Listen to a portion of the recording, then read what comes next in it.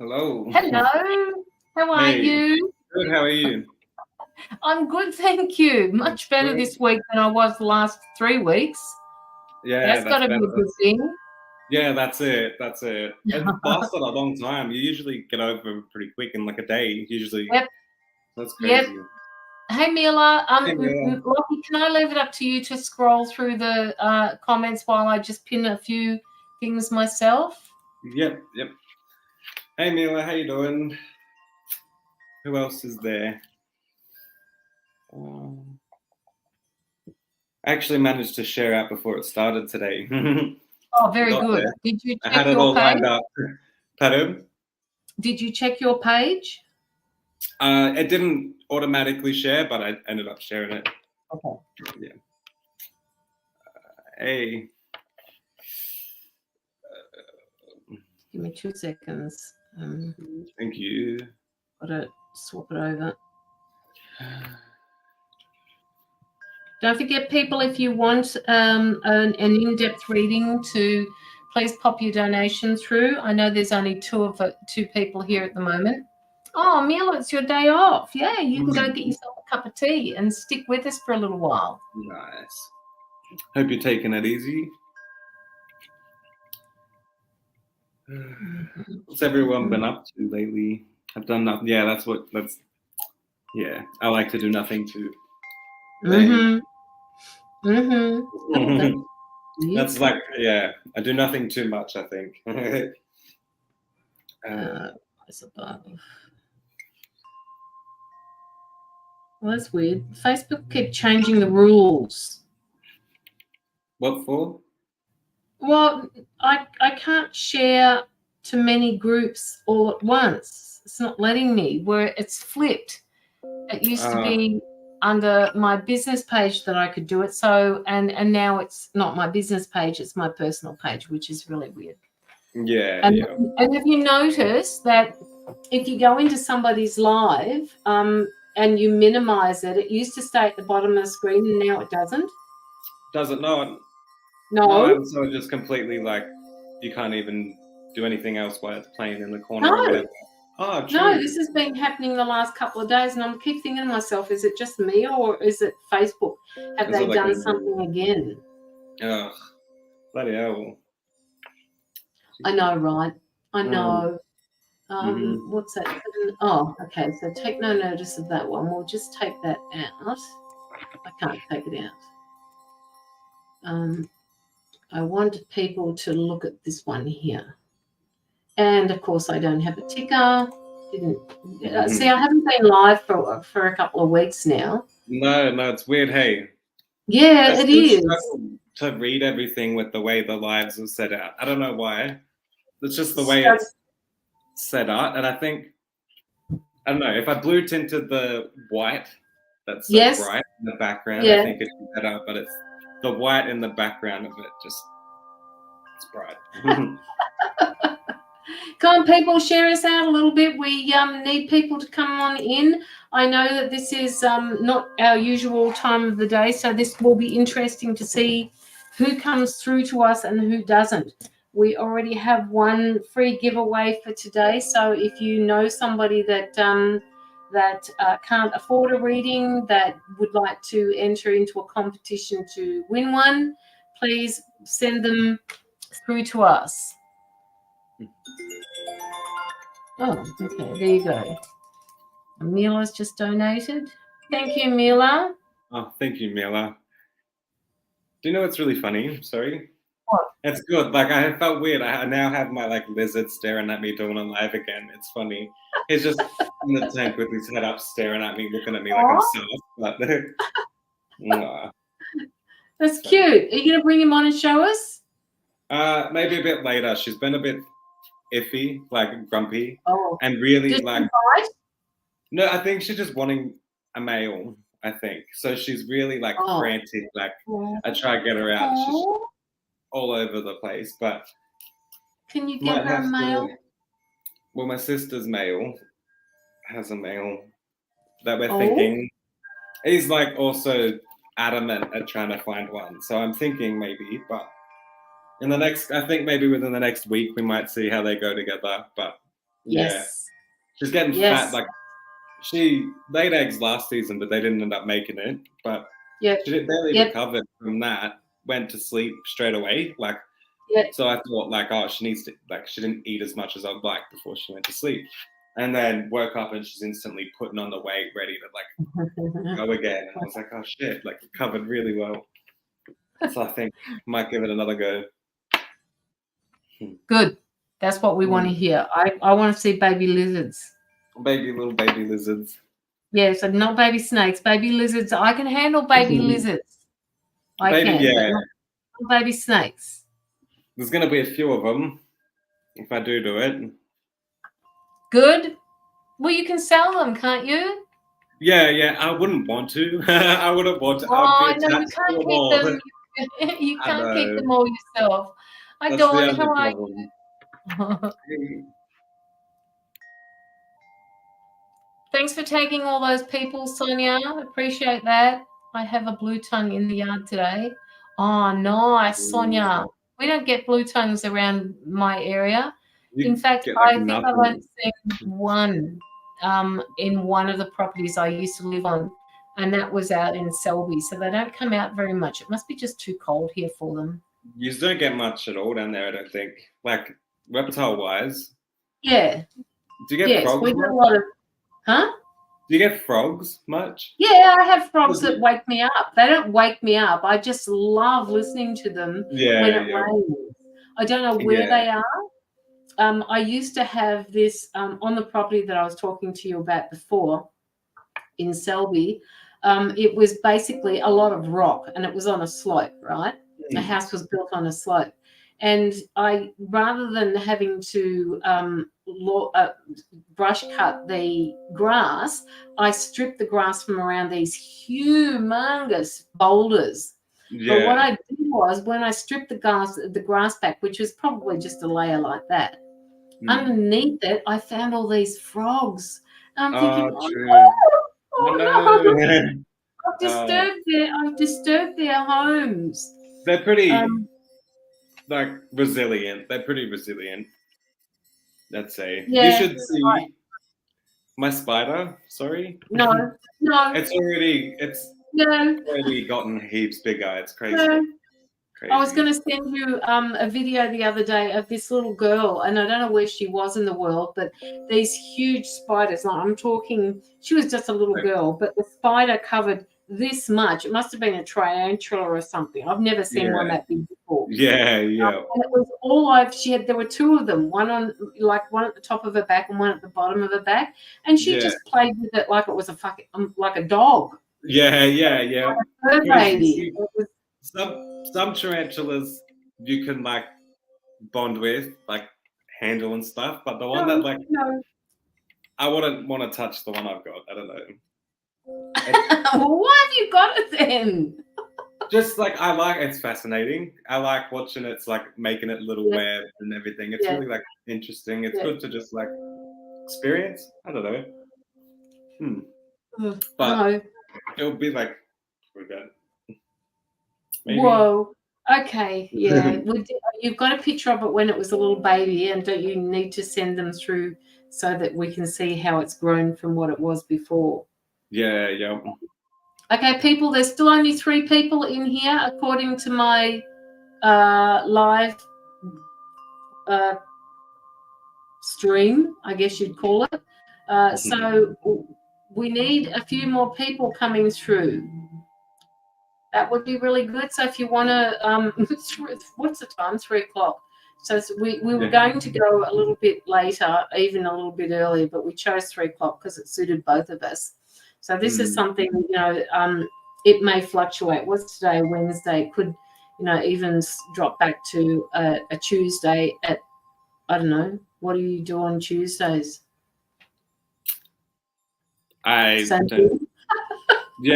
thing. I don't know. I just got to I'm happy to work out, I just sort it out and then figure out what works best, Yeah.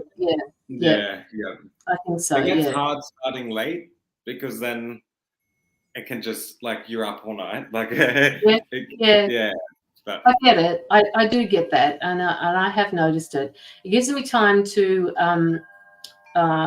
recover from the live if I finish earlier. So I totally get what you're talking about. Yeah. That's it. And plus, usually people at this time of the day. Can somebody tag Tina for me? I actually asked if she actually asked me to tag her. So can somebody tag Tina Simpson? What was I saying? Yeah. So better earlier is better. Yeah. That's it. Just so you can have that hour or two just to just to chill. Yeah, that's it. Try to get everything else off your mind and then get ready for bed. Yes, absolutely. All right, okay. So how about we start with, because we can't keep putting it off, I guess. We've been going for nearly 15 minutes and pardon me. I'll wait for Mirantha's one. She can hang out for a little while. And we'll do Mila's. The readings, Krista, are $22.22. 2222. Yeah. So just make sure that you send it through as family and friends. That would be really good. And you will be second in the queue, Krista, if you put one through now. So we'll do Mila first. I wrote down the wrong amount. No, I didn't. All right, so how do I pay? PayPal, it's in the description, but I will put it up here for you.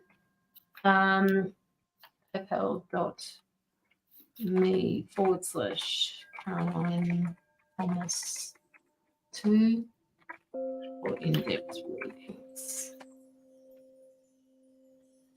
That will take you straight in. And when you go in there, Krista, you will see a picture of a great big red stop. Don't forget to like or follow the pages as well, Krista. And you've got time to do this, so just hang in there and let me know when you've popped it through. All right? I'll keep an eye out for it. So just follow that link I put above you, this one here.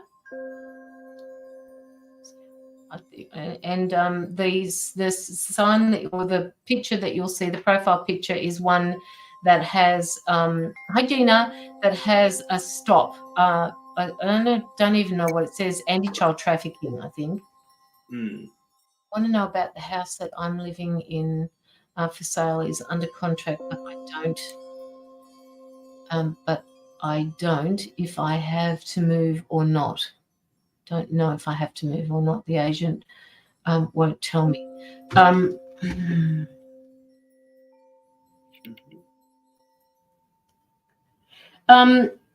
Okay, Mila, the first thing I'm getting for you is that the agent probably won't know, right? Won't know until it's sold, because sometimes people buy them as investment properties and sometimes they buy it to move into.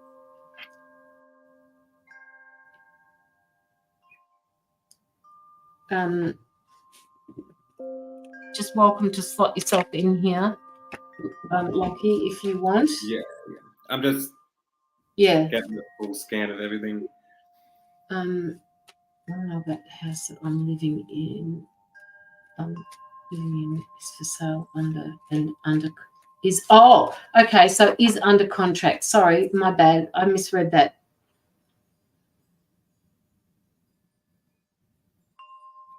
When does the period finish, Mila?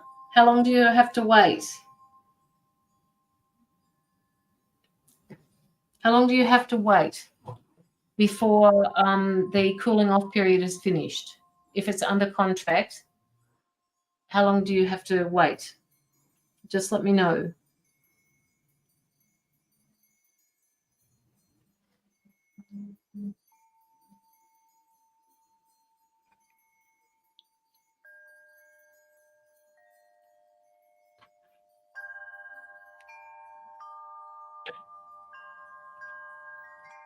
Just going to draw a few cards for you. Actually, we want a yes, no. We want a yes, no.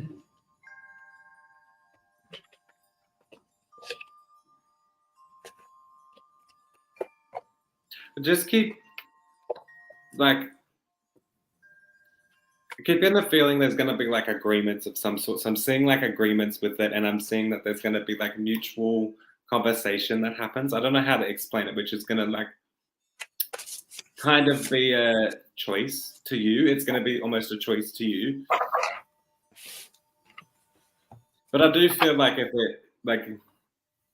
I want to say no matter what the outcome, I see that like it's whatever. So I'm trying to explain what I'm seeing. Okay.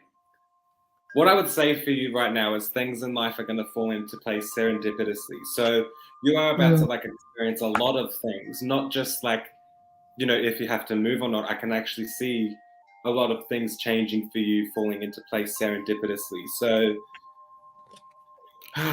do you feel that? Like I'm trying to find the words.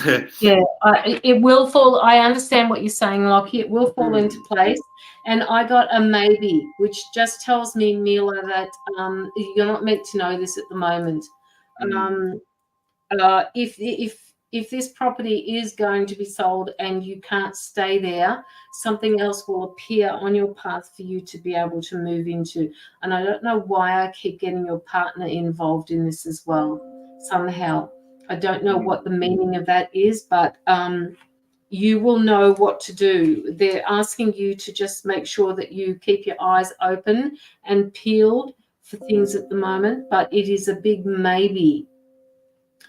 I was going to say the same. I'm not getting like clear answer whether it's yes, no, in between. Like I feel like it's in between, and that's when I've seen the mutual discussion. Does that make sense happening? But I feel like no matter what, the plan that will happen if she does have to move, absolutely. like that, and it's gonna serendipitously happen. So I feel like if you do have to end up moving, you're gonna look back and think, wow. But if you do end up staying, you're gonna also look back and see how it's meant to be. So it's all serendipitously, and I think this is also gonna happen in other aspects. Like I feel like you're gonna serendipitously travel or take little like day trips or something. I don't know how to explain it, but I'm seeing little moments that I just kind of spontaneously do something, and then something serendipitously falls into my lap. Like, so with everything within the end of the year, I see a lot of change, but it's all something that even at times, if it feels chaotic, you shouldn't have to worry because the plan is very strong in place. If that makes sense. Yes. And it will just all fall into place, exactly what Locky said. And I drew another card for you, Mila, and I'm also picking up that you've got new beginnings coming. You've got adventures that are going to be happening, which coincides with what Locky is talking about as well. You've got they're just saying to me, very much similar to what Locky has said, that you've got unlimited possibilities. You've got a lot of I don't know, just they keep saying free spirit coming in on this, all right? So that tells me that it's going to be, really happy for you. Hi, Chandra. Sorry. Yeah, no, that's okay.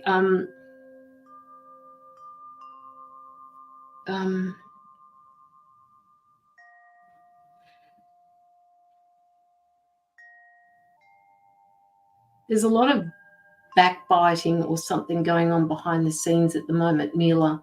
And I don't know whether this is to do with the house that's being sold, that's under contract. But I think the reason why he can't tell you is because he's not sure if he himself of whether or not these people are going to be using it as an investment property or whether they're going to be moving into it.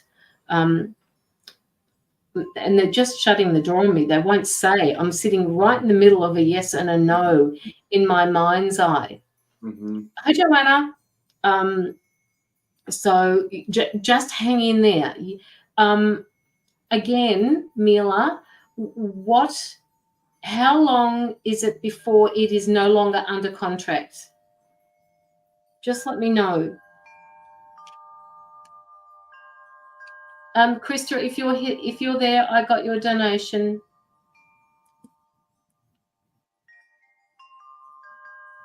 It's normal for us to feel stressed in the in-between stages, which is where Mila is definitely at. Like right now, everything's so unknown, unpredictable in the air.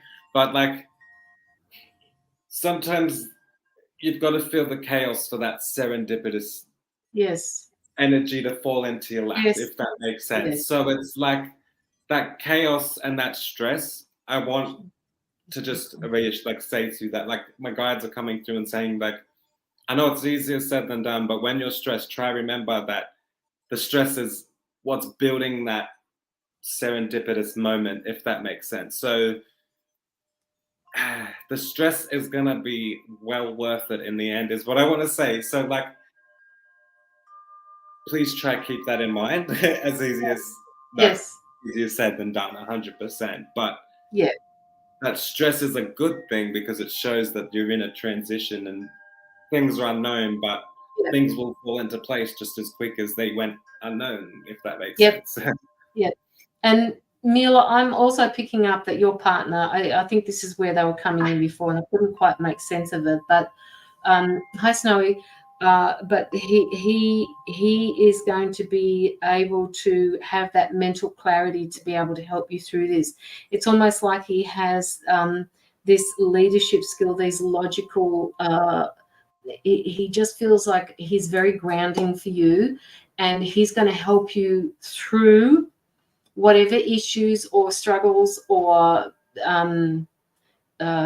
situations that you find yourself in. He's going to help you through that. So just know that, as Locky said, it's going to be serendipitously put in your lap. Things are happening as they need to happen now.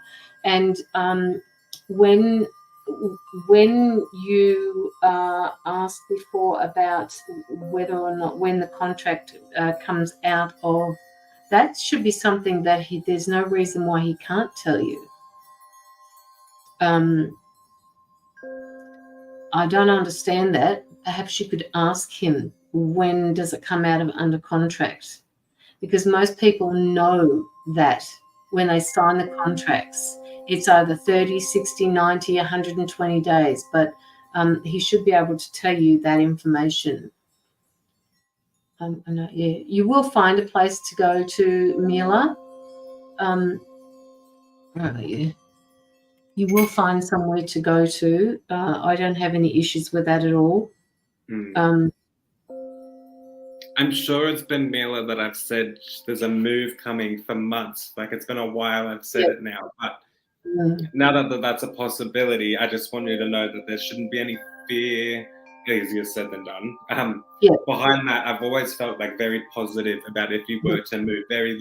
Had very good feelings about if a move was. I've felt that for a long time. A move would be good for you, and I think you know, if it is to happen, I feel like it's going to be probably better. It's growing. It's not a setback. Like, you will enjoy the place a lot more than you realize. Like, it's going to be a lot more like, oh wow, like I'm actually took a step forward, you know, like more than I realized. And I feel with your partner, it's true what you said. He's grounding for her in some way, and will help her push through any struggles, and not only push through, will help you push further than your struggles, if that makes sense. So he's gonna push you more and be like, wait, hold up, this is what you're capable of. Like, he will show you what you're capable of, and I feel there's a lot. And he does help you through a lot, Mila. I think there's a really good balance between the two of you, and you're learning things from him, and he's learning things from you. Oh, really? Okay. So they just want me to mention that, Mila, apart from your house, that they're saying to me that he is learning, as are you, how to trust somebody completely within a relationship. You're both ready for that trust now, and they're saying that this will be really good for the both of you. And they're showing your daughter here at the moment. They're saying that she is particularly fond of him, knows it's not her dad, but is a male figure that she can actually look up to.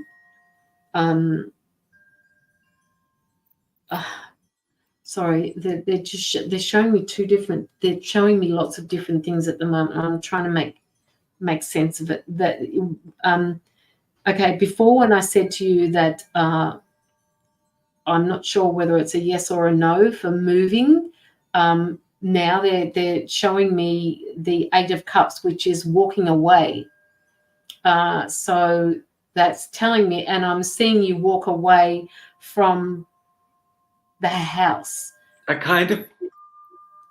her decision, and like, it sounds weird, but I felt it was her decision in a way, and it might actually be her move, like very well possible. Yeah. So have a think about that.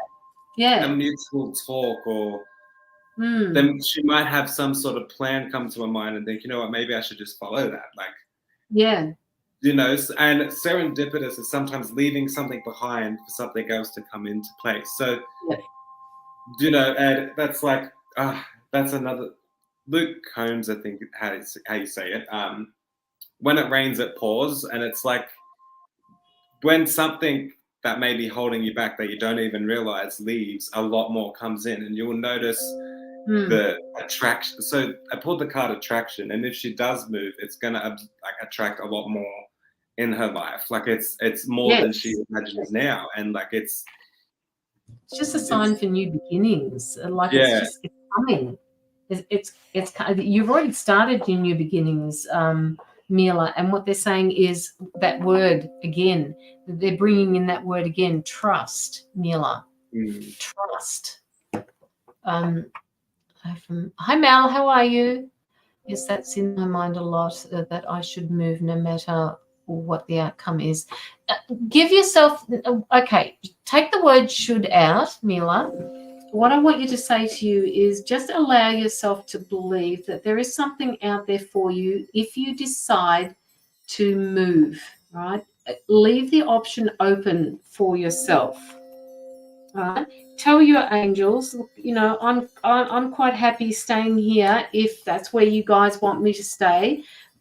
But I'm also open to moving into a new home if that's where I'm supposed to be led or serendipitously going. Because there may also be something in it, the discussion you have with whoever it is now, that's the contract and whatever, that they may offer you something, or there may be something else that you might think, oh, like that's also interesting or intriguing, you know, like, so I feel like it's best to wait until you find out what they're going to do to make your full decision. So try and be open to both until everything's made on their end, if that makes sense. Yeah, yeah. Because I feel like there may be something that they say that might intrigue you to stay. So Yes. you might then think, oh, well, I'll weigh up my options. So give yourself some time to think about it, really. And let, you know, this is keep plan A and B. You've got A and B and keep them, like, you know, in your mind. Keep them in a row. Absolutely. Mila, what's happening at your workplace at the moment? I'm just picking up your workplace here, and they're saying to me that somebody is being mean-spirited. Somebody around you is trying to pull the rug out from underneath you. I don't know what that means. I don't even know why they took me out of there into your workspace, but that's what they're saying to me at the moment. So who is it around you that is wanting to pull the rug out from under you, that are being not above board, that have not got your best interests at heart? Yes, and definitely keep your mind open to moving to all possibilities, Mila, for your highest outcome, for your highest good. Do you know what another thing is? So I want to add to what you just said. Another reason people like to pull the rug under people or whatever is jealousy of their happiness. Does that make sense? I think people have noticed you've been like, have this happiness about you, this spark about you. People have noticed something about you lately. And I feel like that may be making some people kind of intimidated about you. Does that make sense? Like, I feel that. And I just got shown an egg cleanse. You know how you do the egg cleansing where you like yes, then like crack the egg in water. I just felt like maybe it might be good for Mila to do that, like as a cleansing, you know. This may not have happened yet, Mila, so just be aware of it. If something is not resonating with you, I think I don't think they're actually asking you to just pay attention to what's going on around you. But they're saying don't get involved, just pay attention to what's happening around you, and then look at the larger picture, and then perhaps go seek out this person and say, hey, listen, I'm not quite sure what's going on here, but blah, blah, blah, blah, blah, blah, blah, and see if you can work it out from that level. I just feel like, and as Locky said, it's very possible that this has got something to do with you being so happy, and people that try and undermine you when you're so happy are people that are wanting what you've got. Right? So I kind of felt that instantly when you said it too, that there was that kind of felt jealousy as well, like very, like, Maybe somebody wanted to swap shifts, and I say no because my boss told me not to swap shifts. Okay, right. Obviously, did you want to swap a shift, Mila, or is that something that you want to keep the way it is? Because again, this is a decision that's totally up to you. What shifts you take, so long as you apparently, from what I understand, that these shifts are open, so long as they're balanced between night and day. I don't know how that works for you. But just let us know if you have any questions, Mila. Locky, just give me a couple of seconds. I'll be back. Yeah, you're right. Okay. Yeah. I'll leave that up for Caroline to see. I'm gonna pull a few more cards for you, Mila. One thing I want to also say is there's gonna be a lot of I felt like it was a lot of more free time, so I wanted to say.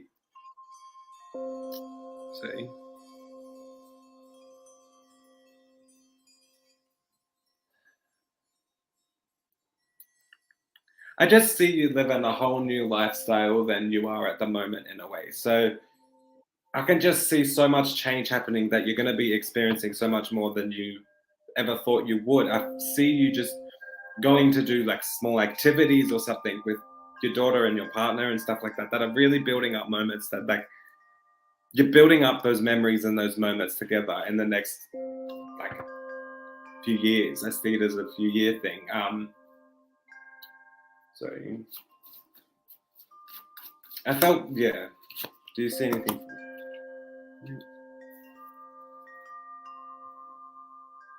With your daughter, I feel like she may be going through some sort of, I don't know how to explain it. Kind of some sort of tricks in her mind. I don't know. I feel like her mind may be just running 100 miles an hour. There's a lot in her mind, but I can sense that she's going to be, it's like a maturity. There's this maturity, growth, this transformation. She's becoming very like curious about things. Her mind is like thinking about a lot at the moment, but I feel like she may sometimes become overwhelmed with her thoughts at the moment. She's very open and like an empath and everything like that. So she may be starting to like have moments where she's kind of, like someone at the moment. Doubt. And there's also like a lot of like picking up on others. Like I see she's just very, very like open. And I feel like that may be causing a lot to go through her mind. And but I see that like this is just a maturity, this growing, she's learning. It's really she's going through this growth. It's this in growth. She's gonna be like 20 years older before you know it, if that makes sense. Like I see her learning so much at the moment, and like, but I do sense she feels like she's taken a lot on board at the moment. So she feels like a change in her. Yes, I feel like a change in her. Yeah, she's at that age, Mila, where she's going to be changing a lot. And if she's liking somebody, you know, being in those years is just, I mean, oh my God, it's just so full on. Seriously, full on. And all these things are happening exactly, Locky, all over the place. All of these things are happening. One moment she'll be on top of the world. Next minute she'll be down on everything. And the next minute she'll be struggling with a lot of the emotions that she's got. And you know, if she likes somebody, that's even worse, because now she's got to sit there with and say to herself, well, how do I tell him? Oh, what happens if he doesn't like me? All of those sort of things creep in. And at that age, they tend to really like, you're learning what everything like that is as well. Like, and it gets really intense. Like, so it's such an experience moment she's at in her life where, I don't know how to explain it. Sometimes it's going to be hard to see her transitioning into like a different person. Does that make sense? Just be there, support her. She's going through this transition. Does that make sense? And I feel like it's just letting her experience everything. Like at these ages, and it eventually will make her grow into the person that she's going to be as an adult. Does that make sense? So right now she really feeling her way through her feelings. Support, but also more so be there, like it's hard to explain. It's like I've got to let her experience things, even if it's hard, but just be there at all times for her, you know, if that makes sense. Because I feel like there might be some struggle of being scared she's going to go through a lot of like emotions and stuff, like with boys, whatever. Like it's sometimes they got to experience everything head Yep. first, you know. Yep. And now she's got to do that, and it's going to help her grow. And it's good that she comes home and talks about it. It's great. Exactly. The most challenging part as well is like, I've noticed my nephews and nieces and all that are at that age too, and I find it so hard to just let that go. Does that make sense? And they're changing, they're growing, they're like people now. It's weird. I don't know. It's like, oh, it's a weird thing. And yeah. All right. Okay. So, Mila, we have to get on to the next person. And I don't remember saying that to you, Mila. You know me, I forget what I say in any reading, so apologies for that. But I actually believe the two of them might get together and become what they call girlfriend and boyfriend, which will be really curious for them both. And again, Mila, thank you very much for your donation. It will go to a good cause. Yeah. Hi, Mel. How are you?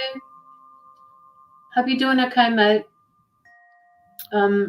Yeah, so thank you for allowing us into your energy. Thank you. We've got Krista coming up next. Krista Hensley Manoz. So yeah. And then if nobody else comes through, we do have a freebie donation by Marantha O'Rourke, who paid it forward for somebody. Hi, Margaret. How are you? Hey. So if you bring in some new people, guys, don't forget to tell them to come on in. There is a free reading up for grabs. I like to, if I can, dedicate new readings to people that we don't know, so that they can introduce other people into our lives. But if there isn't, we will see how we go. So there's 16 people in the background there. Just let us know. Come say hello and tell us where you're from. Krista, are you here somewhere? Just let me know if you're here. Hi, Grace. How are you? Hi, Summer. Just picking up a few people in the background there. Kathy Warren. Hi, Kathy Warren. How are you? Please don't forget to follow both of our pages before you actually ask any questions. Freebie questions will either pop in occasionally or at the end of the live. So just hang in there. Nelly. How are you? Oh, I was wondering if you could please have a reading. Yeah, Summer, you can do an in-depth reading if you want to. Otherwise, we have got one to give away, but that won't happen for a little bit at the moment. We've got Krista coming up next. If you want to hang around for that, that's good. I don't believe I've read for you for a while. So anyway, let's get into Krista. Krista, do you have any questions that you'd like to ask? I got like a random flash of fatigue, so I'm not too sure if Krista's dealing with like fatigue at the moment, but that was like a yawn. I was like, oh, like I just feel like very tired, and it felt like it's just exhausted tired. Like I just feel like I need a nap a little bit more. And it sort of seems a bit out of the normal for me to want to nap so much. The other thing, Krista, is this fatigue. I don't know what's happening with that fatigue, but I also picked that up. I'm also picking up judgment. I'm picking up judgment of self, or somebody else is judging you unfairly. So just let us know, Krista, if this is resonating with you.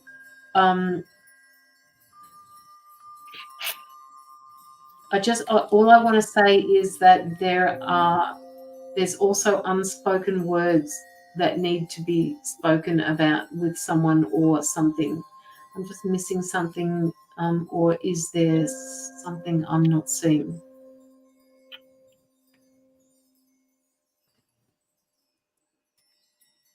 when you say that, Krista, the only person that can figure out whether or not you're missing something or not seeing something is you. They want you to open up with your intuition, and they want you to be guided by how your stomach feels with certain situations. Like, for example, if you have a person that's in front of you and all of a sudden you get this red flag, and what I mean by red flag is that something doesn't sit right with you, okay? Can I just do a general maybe layout? This is what we're doing at the moment, Krista. So that judgment is coming in, that they don't want you to judge yourself unfairly. And if it belongs to another person, I don't know whether I'm picking up some sort of court papers or some sort of agreement that has been, they're saying that has been breached. Tell me if this resonates with you. I don't know what that means. At the moment, it feels like all of the focus is on you, and they don't want you to put too much pressure on yourself. Let's pop up again. Oh, didn't I? Oh, okay, yeah, I will.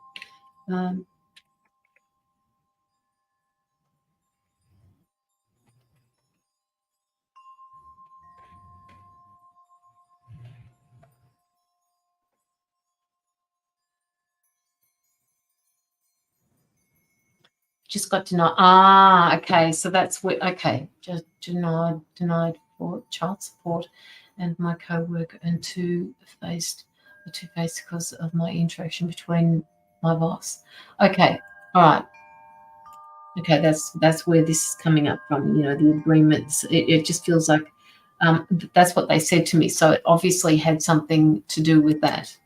And the judgment could be coming from your co-workers, but they also want you to know that that you need to stop putting so much pressure on yourself with this, Krista.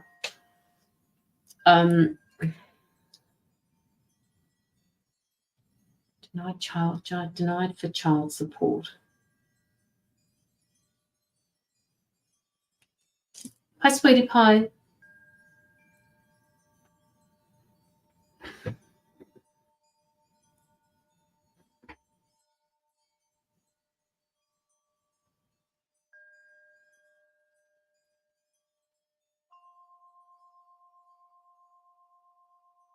My guides are saying to me that you mustn't give up too quickly. That there could be some type of I don't understand. I don't know which country you're from, but they're saying that you could put in an appeal for this child support that you were denied. I'm just seeing something happen here. I'm seeing some sort of justice being served here. Colorado. Okay. So is there a way that you can not circumvent this decision? Is there a way around this decision? Can you go in and ask for another court hearing or agreement to be made?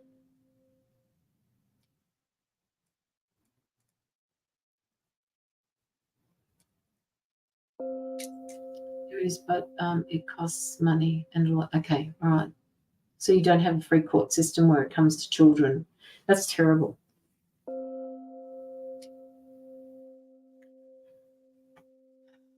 It just feels like there's been a lot of backstabbing, Krista. I'm picking this up through the Ten of Swords. Lots of backstabbing, lots of situations that you've been in that are, you know, where you've been stabbed in the back, and all you want to do is just stop this from happening. You just want to have a peaceful life, and you don't know how you're going to be able to support yourself. What they're saying to you is the same as what I said to Neil before. They're asking you to trust that everything is going to be working out okay for you. They're they're saying to me that there will be a decision that you will need to make with respect to finances. You'll have two decisions, and they're saying that no matter what, don't worry about it, because you will be making the right decision when it comes to time to do that. You will make a judgment, which is what I said to you before about which way you need to go, and that will help you financially as well. Just ended a 3-year relationship in March. I lost my brother in June of 2019. I just lost my grandfather. I'm so sorry, Krista. That's an awful lot of loss. So much loss. You know, and this pressure that you're putting on yourself. They don't want you to deny it, Krista. They want you to stop it. They want you to please surrender and stop judging yourself and just allow things. To mention the unexpected miscarriage. Oh, wow.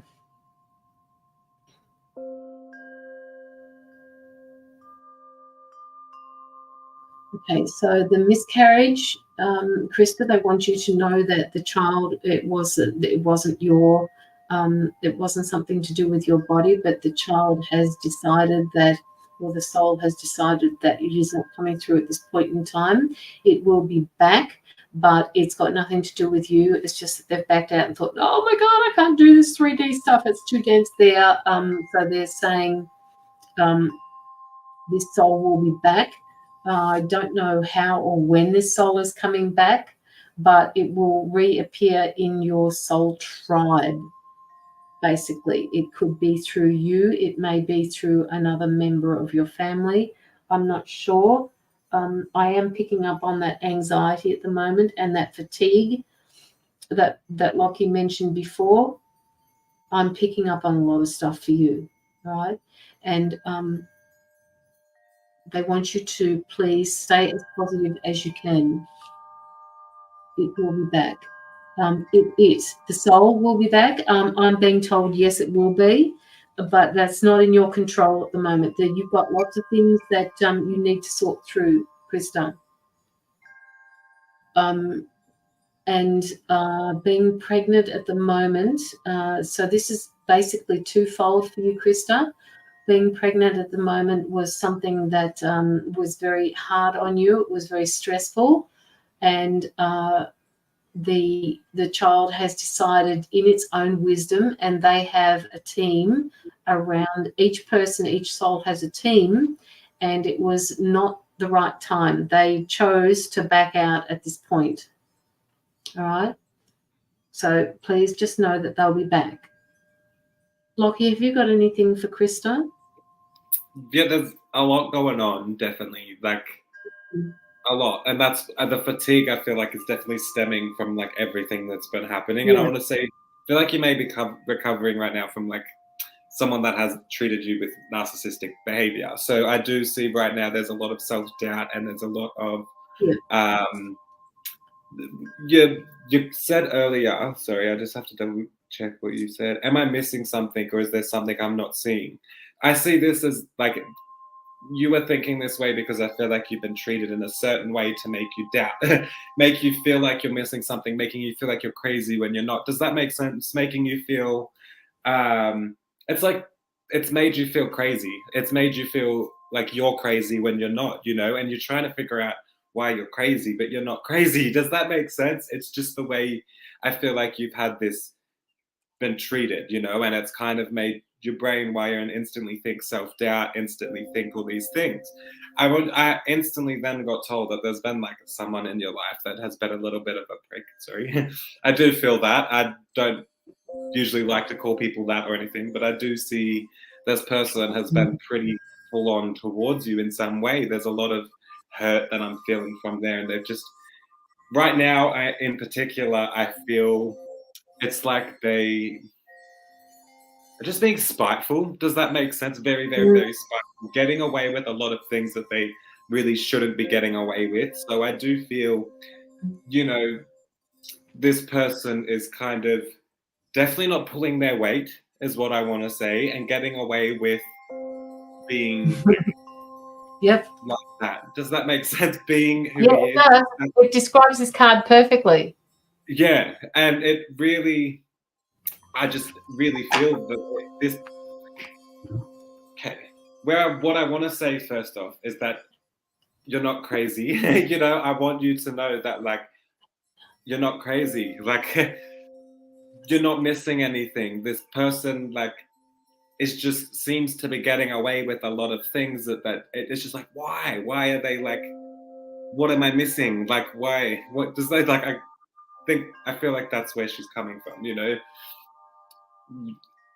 it's like why is this person being able to get away with all these behaviors? Is what I'm getting, and getting away with nothing. You know, like just walking, getting to do whatever they want. You know, the connection to.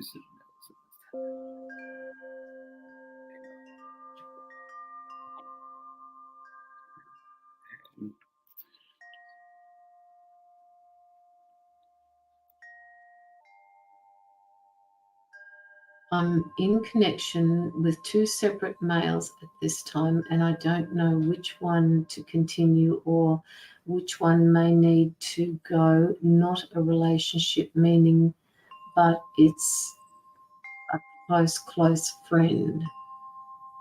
Having a real dyslexic moment there. I don't know, like, why. Yeah, no, the end of that sentence is a little bit, it's a little bit vague to me. So one of these people is a close friend. The first male I've known for 15 years, but we didn't talk to each other for 6, and he just recently came back into my life. The other male is, it happened to be my boss, so they just recently came into contact. With. Okay, so the two of them don't know each other, Krista, yeah? It's just that you came into contact with. Okay. All right.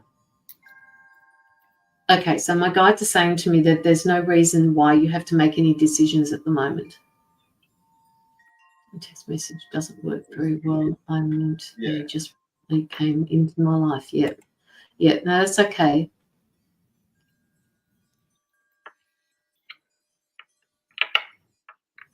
There's no need to make any decisions at the moment, Krista.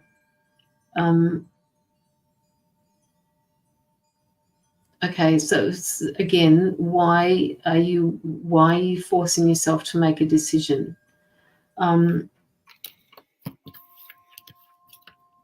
Okay, so they're saying to me that there's no agreement in place for either of these two guys that you are in a monogamous relationship with them or a one-on-one relationship with them. Whether or not you tell them that there is somebody else that's interested in going out with me is totally up to you, but there is no agreement or nobody has said you're my girlfriend, you're my boyfriend type of thing. So there's really no need to make any decisions just yet. They're saying if you make a decision too quickly or in a rush, you may end up making a choice that would not be as good as the other one is. So please don't make any decisions just yet.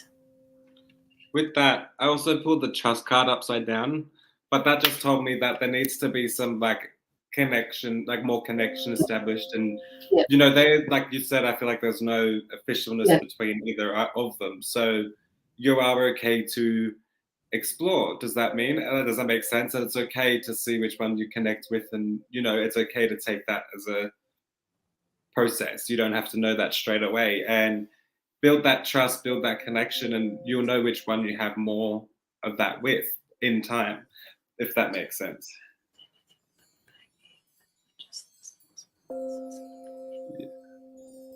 No, it makes no difference, Krista. It makes no difference, Krista, at all. It doesn't matter. No. At all. All right. And it doesn't matter that you're not intimate with the other male. The fact is that you have I don't know, an eye on him. Mm-hmm. you're interested in him. So, don't put yourself into a position where you're judging yourself, saying things like, oh, I need to make a decision about who I'm going to see. You don't need to do that at the moment.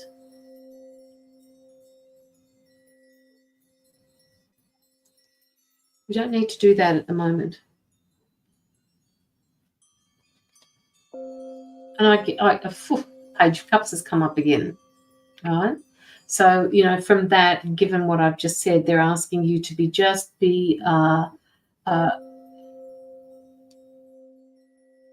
sit with this for a little while, right? Be open and honest with yourself about how you feel about this. So continuing my connection with these males is okay at this time. Yeah, but Krista, I don't even know why you're asking yourself that, because I feel like who's placed the doubt there? Why do I get the feeling that you have some sort of pressure coming from somewhere, whether it's yourself or whether it's another person, to make a decision about either one of these? Just let me know.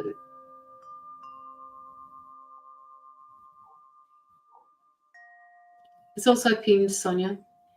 I just pinned it. Hopefully it's there.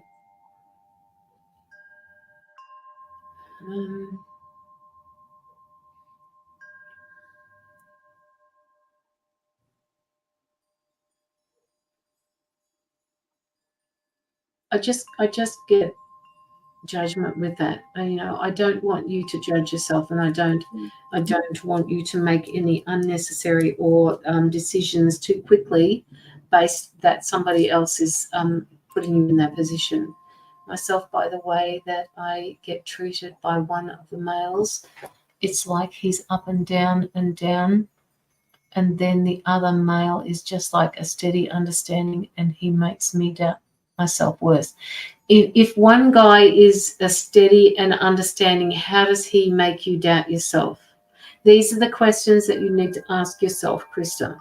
If this one that is going up and down all the time, there's a reason why he's going up and down. He's not sure if he wants a relationship. He's not sure where his life is heading at the moment. The other one, if he's steady and he's understanding, why does he make you doubt yourself?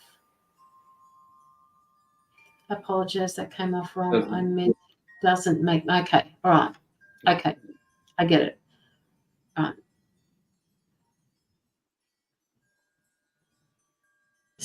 They're still saying to me, you don't need to make a decision yet. I feel like she's got the time to be able to just feel and explore, and does that make sense? Yep. Will you allow yourself, Krista, to do some exploring? Allow yourself to be open to either people. Is there any way you could just tell me if my brother and my grandfather have been sending signs or not? I don't know if you feel, vibrations or something in her body, but I felt like I just got tapped on my head that sent vibrations through my body. So I don't know if she feels that vibrations. I felt heaps of vibrations come over me. Yes, Krista.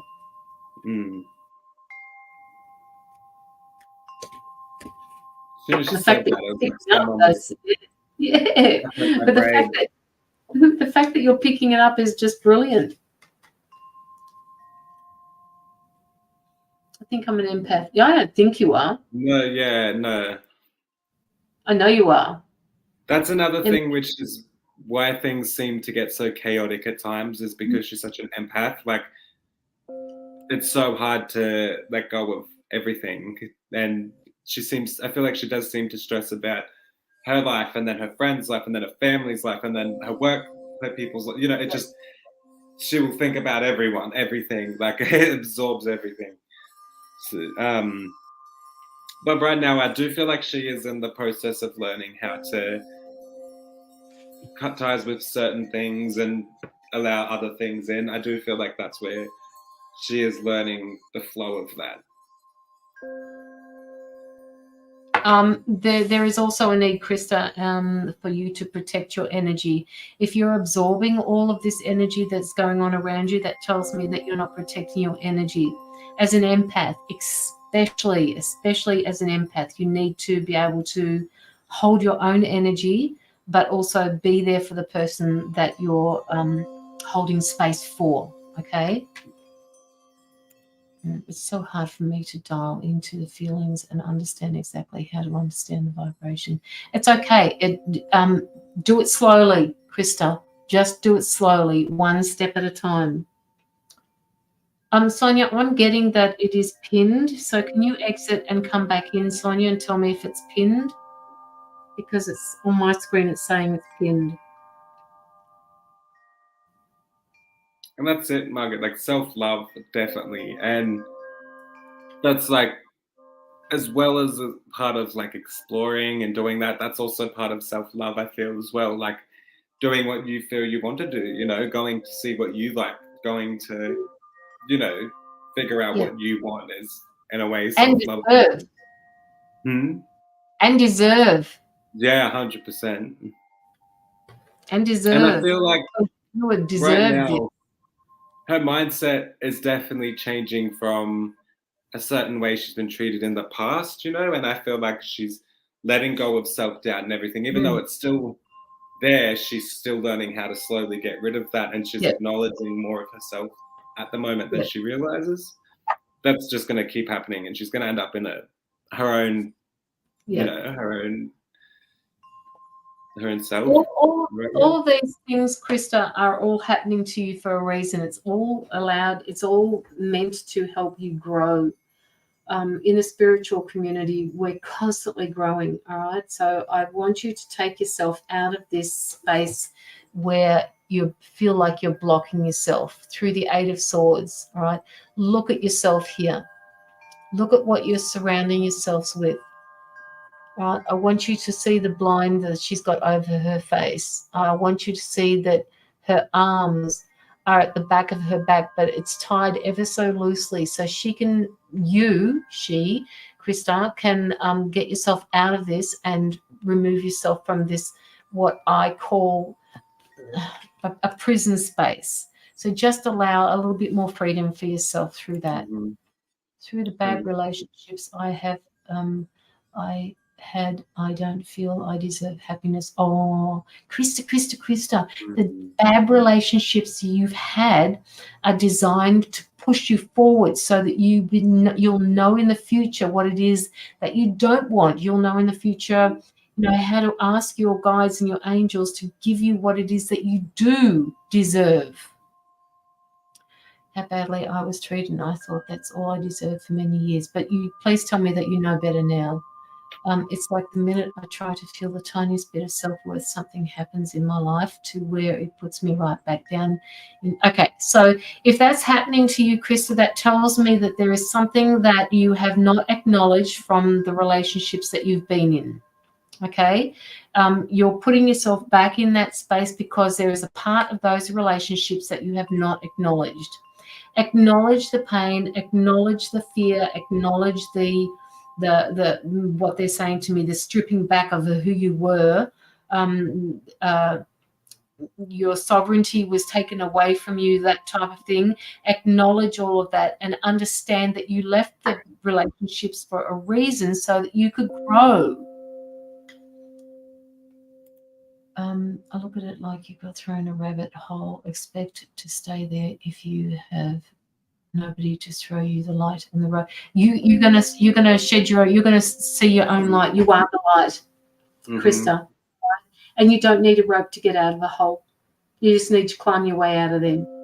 And you're doing that each day, whether you know it right now or not. And one day you're gonna be like, "Holy crap! Like I've just grown." You know, it's like one day you wake up and think, "Oh, like you will notice your growth." And life is like long and complicated and does crazy stuff. Like just know that what situation you're in now is definitely not what you're going to be in 5-10 years time. Like it's not, that's not, you don't stay in the one spot. And growth is always something that you can rely on. Like growth is always, no one ever stays the same throughout their whole life. Every day you change. And the more days that go on, the more you're growing and realizing your worth even if you don't realize it, I can see right now you're slowly realizing your worth without realizing your worth. Like, I can see you can see it, but you don't admit it. So right now she's saying, oh, I don't see And my it's worth, that. but I know deep down you do. Like, you know, And it's that. It's what Locky's saying, Krista, that you need to acknowledge, all right, as part of your lesson with that particular person. Once you've acknowledged it, once you understand why that person was sent to you, then you will start your growth. I mean, you've grown through it, like Locky has said, but you will start to feel like you're moving forward and interacting with different people the minute you acknowledge what the lesson was about. I look back and sit there and like some things I think there was so much growth that I didn't see at the time, if that makes sense. And that's where I feel she is. There's so much growth that you're not really seeing at the time, but that's life. Like, life sometimes does that to us. They'll hidden growth, it's lessons, it's all that, but it's there 100%. The mindset I can see is healing itself each and every day, and deep down I do believe she knows her worth. It's just getting that.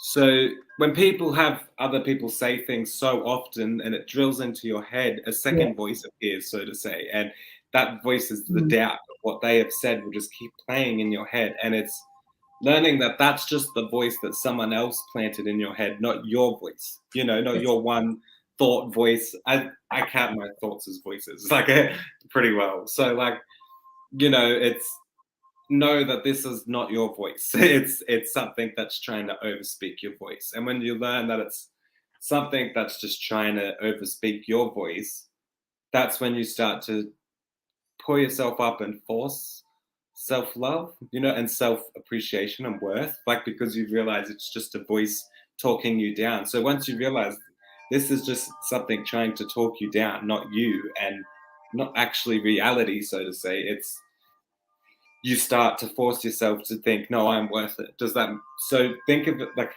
when you do have this self-doubt, think, no, wait, that's just something trying to bring me down. Bring that voice in, you know. I hope that makes sense to you. It's hard to explain, but no, you explained it well. yeah, I think Krista just needs to accept that she is growing at the moment, and she just doesn't realize it. Hi, Melody. How are you?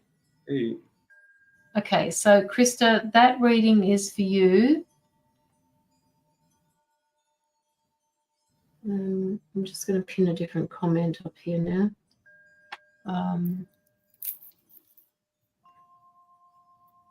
So hopefully that has helped you, Krista.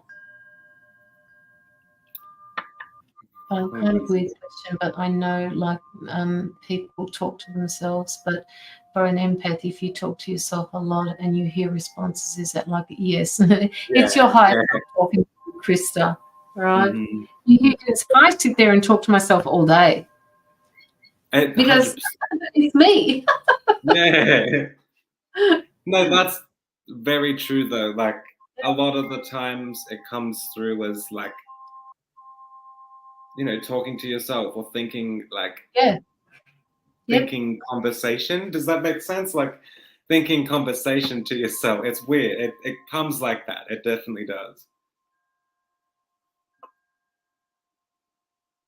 So yeah, you'd be sitting there and I feel like you'd just be doing the dishes and you think, like, what am I meant to do today? And something else will just pop up in your head. That's definitely like responses from your guide or your intuition, your gut. You're like, definitely. That's it. Okay. Sometimes you don't even need to think the question. They know your question before you say it. Does that make sense? Yeah, they're in your thoughts. Recently, huh? They're in your thoughts all the time. Is there anything that my brother has to say to me?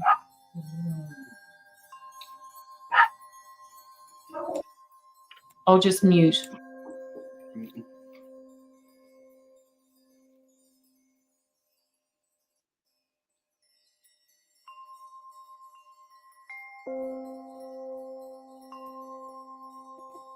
The way I'm seeing it, this is going to sound weird. I'm seeing them both tied together inseparable, stuck together, like not moving together. And no matter what has happened, ever happened, whatever, connection is stuck together. It's what I'm gonna say. That love connection is like glued together, and there's no escape on that love, is what I'm gonna say. And just showing me that like inseparableness, no matter what, no matter what's happened. Yeah, and I'm picking up what I got was there was somebody, I don't know which one it was. I think it might be a brother, that he's saying, I'm sorry for the way things ended.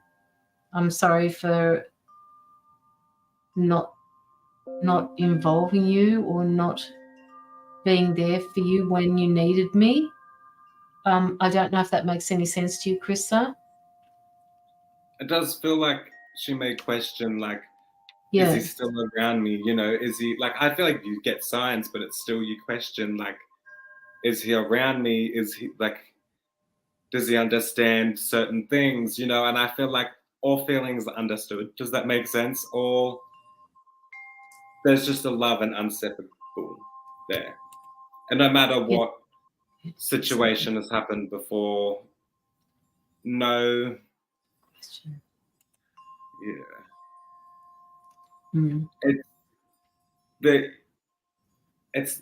Don't, please try not to question that, because the way I'm seeing is both chained together. It's like, he's not leaving your side. Is that like at all, no matter what happens? And he's got a higher understanding of everything now. Like, he understand, like, things are so understood. So I feel like when you worry about certain things, if you feel certain ways, whatnot, know that he sees it for a different light, really. And he understands, like, you know, I feel like you may have apologized for some certain things. He hears that, he knows that, and he doesn't want you to apologize, because he understands that's life. Life is like that. Don't worry. You know, does that make sense? Life's life. We all understand. Like, he's over it. It's, you know, the love is just always there. Nothing but that is really what his mindset is, if that helps. Okay, Krista. Hi, Sarah. All right.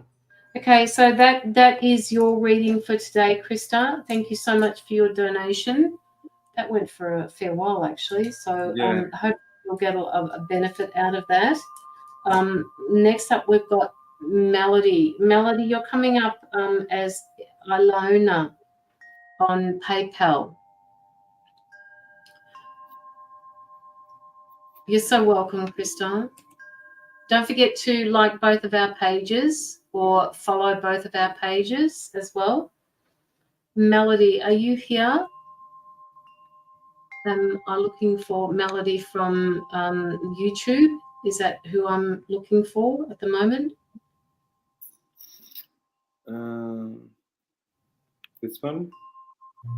Yeah, I'm just wondering if that's Melody, the one that we're supposed to be doing at the moment. So, Melody, we'll wait for you to come up, and then we can do Mirantha's giveaway if nothing else comes through for anyone. My lizard's gone crazy. Sorry. All right, Melody. That's okay. Melody, do you have any questions that you'd like to ask? I'll be back in 2 more seconds. Sorry. Okay.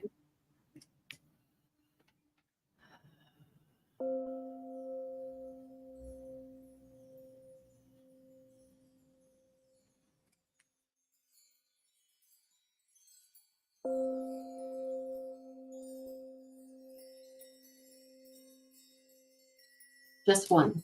Okay. Tell me what your question is, and while you're typing out your question, all I'm getting here is there needs to be a certain amount of balance. What's Azam's energy towards me? Okay. So funny you should say that, because it's all about balance between the two of you.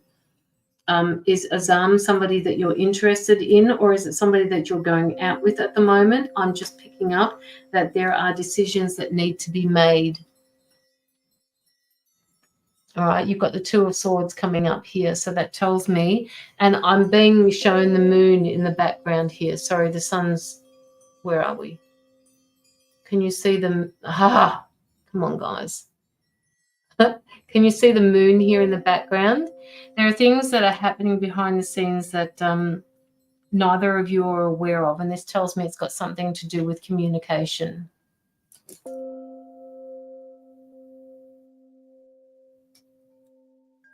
It feels like it's up in the air. We have been dating for 4 months, but recently he broke up with me because he didn't like that I was seeing other guys. Okay. So, as I said to you before, there are decisions that you need to make with respect to that. And if you were seeing other guys at the time, Melody, that also tells me, I'll write you down, Margaret. It also tells me, Melody, that you are still not sure about who it is that you would like to be with. And if he can't deal with that, then he's pulling back because of that. He doesn't like being a choice, an open choice. So if you're not prepared to keep him as just the sole choice in your relationships. Okay, Adil, I don't know who you are or whether Adil is, but you need to make sure that you put in $22.22. You've only put in under $15, so it needs to be a little bit more. Shema.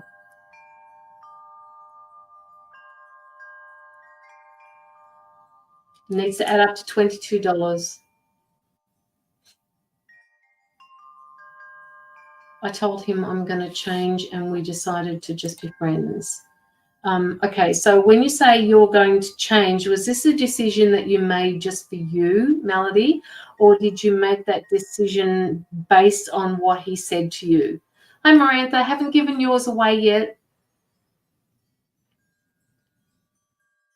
Shayna, let me know if you'd like a refund or whether you'd like to top it up to $22.22, because there are two readers here.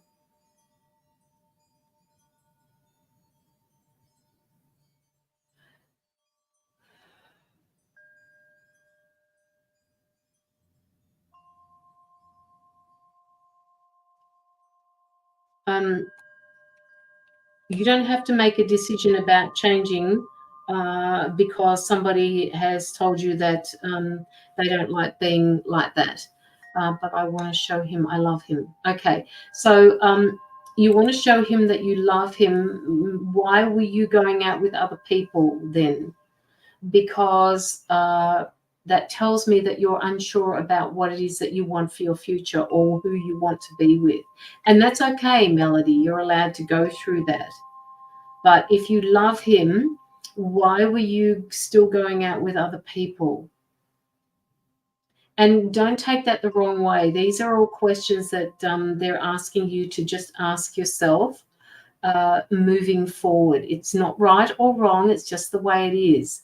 But if you want to prove to him that you love him, you could have made the decision about not seeing other people before he said that. There must have been something that was stopping you. That's not what he said to me, I guess. What he said to you. What about Melody? All right, what does Melody think about this? What does Melody want out of all of this? I'll show him that I love him.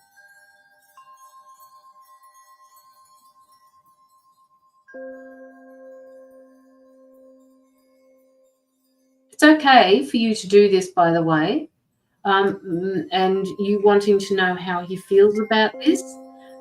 It's going to be a work in progress. You see this? You've got the Seven of Pentacles, which tells me that it's a work in progress. Sorry about that. I'm trying to avoid the sun here. right? So it will be a work in progress with him. If things don't work out, Melody, for you, what they're saying to me is no harm done.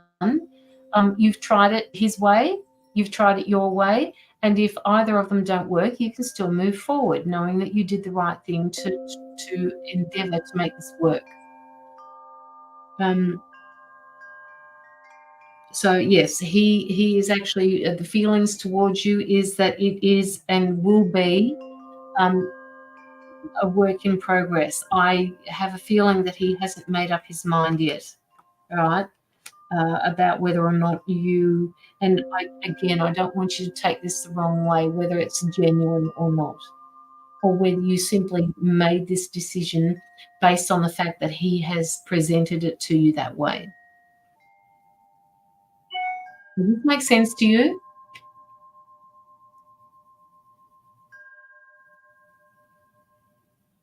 I do feel like, sorry, I wanted to say that, like, I do see there's gonna, like, I do feel like this other person of interest is also thinking like very similar to you as well, thinking, but like I feel like there's obviously doubt and everything on both ends. But I do feel your like person of interest is also thinking like, I do want to make this work, but then there is that doubt. So I want to say him having this thought, I feel like is going to lead to like conversation being able to be made. So I don't feel like conversation is completely gone, if that makes sense. Like I do feel like you're going to be able to have more moments of expressing feelings together. You know, I do feel there's going to be moments of really working like at each other's feelings, each other's thoughts. I feel like he may have some things that, you know, he may also be holding back, not saying, that he will also be able to say, as well as you know, you're going to also be able to do the same.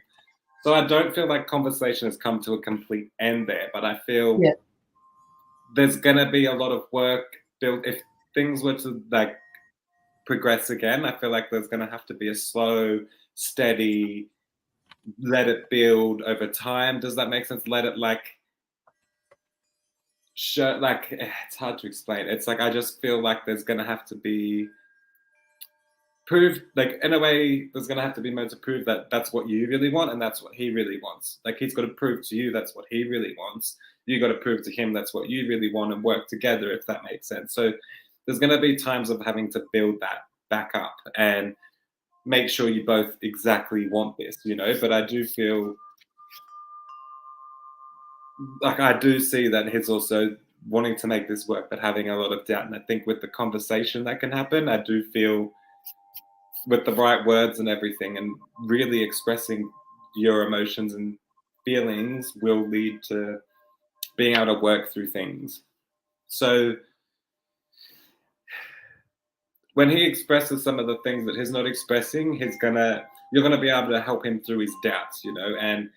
But it's just going to be a few communications, a few moments of expressing feelings, a lot of deep DNMing, like, is what I'm seeing. And I also, going back to, really, I also want to make sure this is everything that you want. You know, you've got to make sure, you know, is this person definitely the person you want to settle down for? Is this the person you definitely want to change up your lifestyle for completely and move forward with that person? Does that make sense? Or, you know, are you going to have doubt? Like, you know, is there any doubts? You know, so just try work through everything and make sure it's exactly that. And I do believe, you know, just deeper meaning. There's going to be a lot of deeper, meaningful conversations, a lot of confronting emotions. I do feel there's going to be a lot of times you both have to confront each other, really.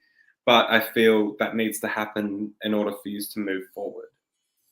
So I feel like for now, I feel like it's the main thing is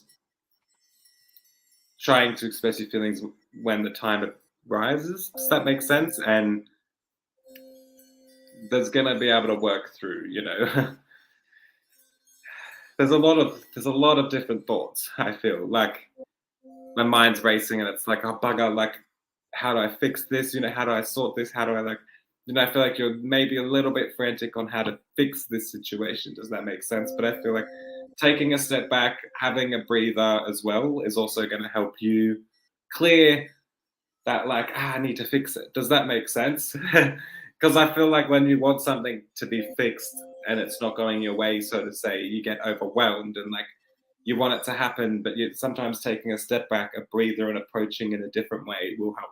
So I feel like taking a step back, having a breather just for a day or two, even just having a breather, trying to release that I need to fix it, because I feel like you think I need to fix it every single day. Does that make sense? And you need a day or two of not thinking I need to fix it to approach it in a different way. And if that makes sense.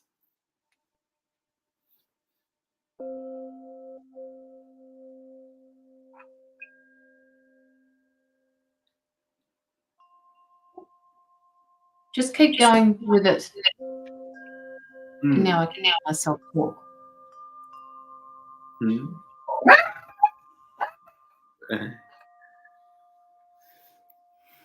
So yeah, there's a lot of different thoughts and feelings that will be worked through and put into the right place. Yeah, you're right.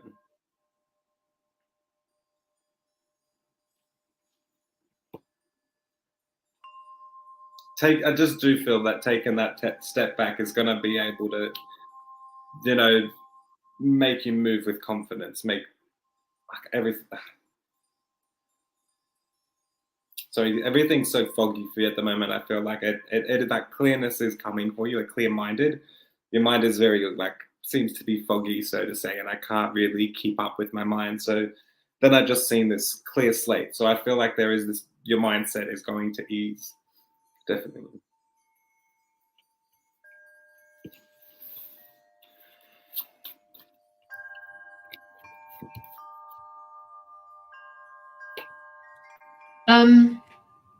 Okay, is that it for you, Locky? Yeah, I think so. It Right. seems to be closing up now. Yeah. I get what you mean. I took a step back yesterday and he reached out to me today. Yeah. Hold your personal power. Hold your personal power. Whenever you do get minded, remember to take that step back, because that is a perfect example. You took a step back yesterday, he reached out today. So remember that in future. So whenever it does get chaotic and overwhelming, take that step back and, that's when things will start coming back again. The one thing, I had the song Superstar. I don't know who it's by. I'm going to quickly search it up. Jamelia or something.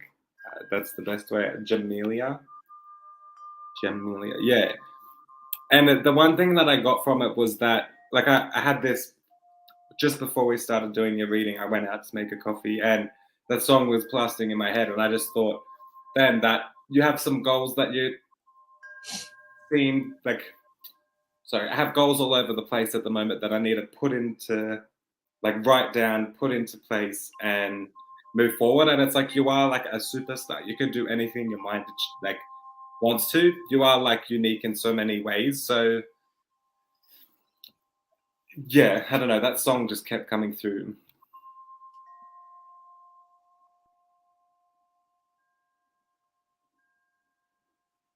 Oh, thank you, Penny.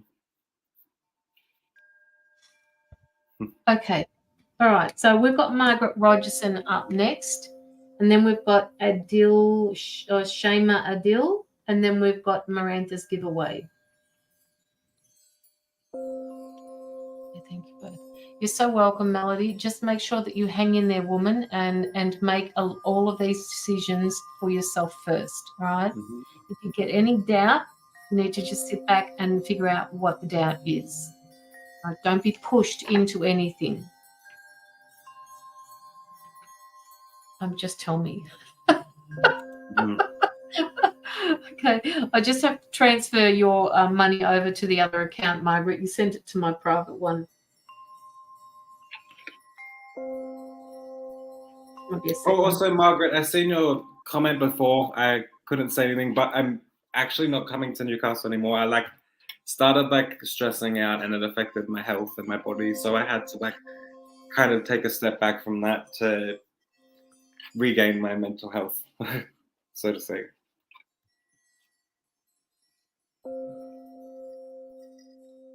Hope you're okay, Penny.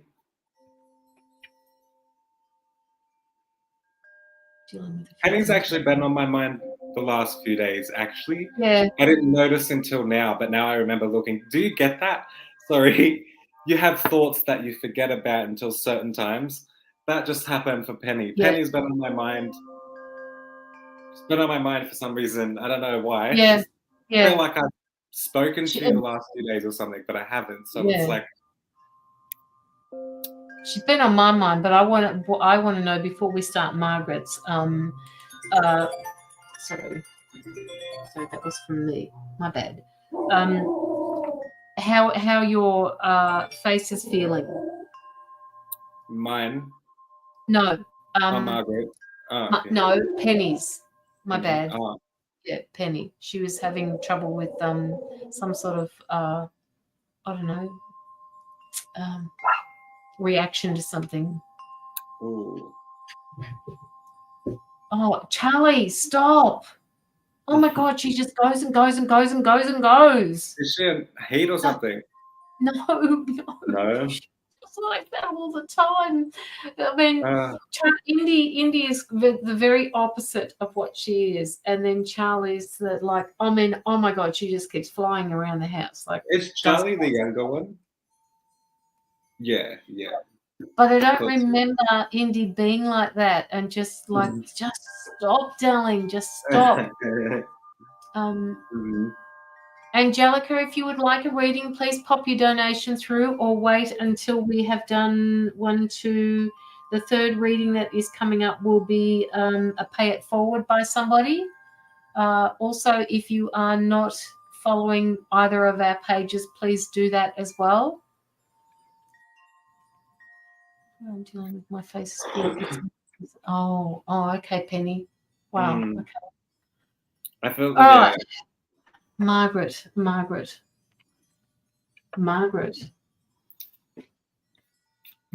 wish I was coming to Newcastle because that was one thing that I was really looking forward to, was catching up with Margaret.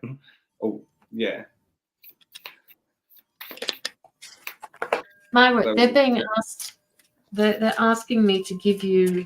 I've got these new cards here in front of me called Soul Truth Self-Awareness Card Deck, and they're asking me to show you one of these cards. So I'm just going to shuffle it.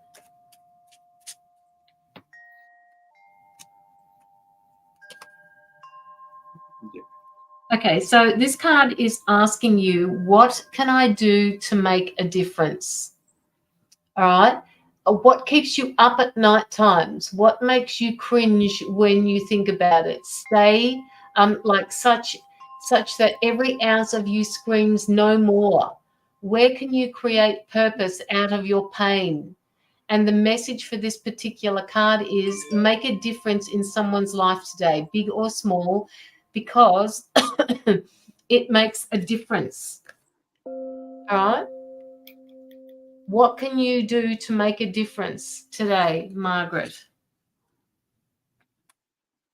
What keeps you awake at night time? Where is your focus? Your cards, you just said what my cards have just said. So spot on. I didn't like, it's weird. Yeah. The more she's inspired, the more she becomes repelled of things, so to say. Like, yes. And it keeps it's like she has so much inspiration with things. The more she opens up, the more things repel her, so to say. That like it keeps it. What can she do to make a difference? Is what it was like. Yeah. And then I get this card here, which says, "Am I focused on what I am losing or gaining?" And it's basically saying, "What are you going? You're going through some changes. Are you scared to let go because of what you may lose? What if you shifted your focus from what you might lose to what you might gain? Endings are actually new beginnings." So they want you to make a list of all the things that you will gain from a change that you may be going through at the moment. Like feel your heart, take your breath, take a breath, deepen into trust. Amazing things are coming for you, Margaret. Just let me know if you're here, Margaret. Margaret makes a difference in everyday life. She does, Penny. She does. But they're bringing this to her for a reason. It may just be simply, Margaret, because you struggle sometimes to understand that you do and are making a difference in people's lives. So I mean, we can all fob it off and say, oh, yeah, we made a difference in somebody's life. But it's not just, you know, on a core level, when you speak to people, they hear you, all right? And yes, they'll go away and think about it. We can all do better, Margaret. We all can. And they want you to believe in yourself. I think that's what the core message is here, is believe in yourself. They're talking to me about health as well. What's going on with your health, Margaret? Something to do with your health.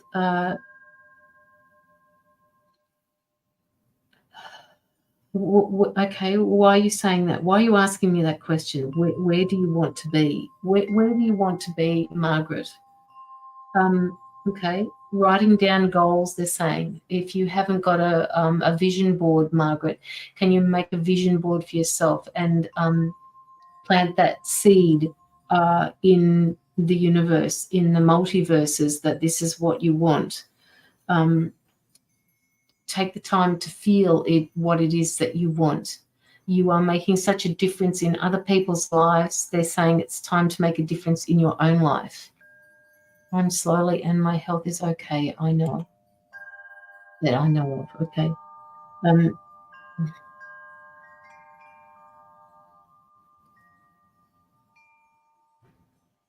Health is a big. It's huge. It's all encompassing.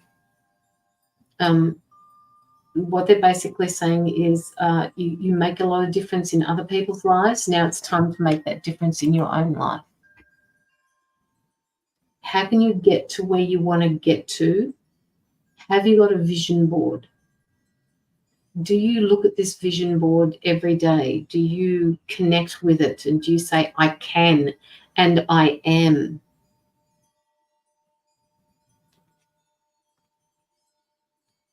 How can you create the space to make these changes for yourself?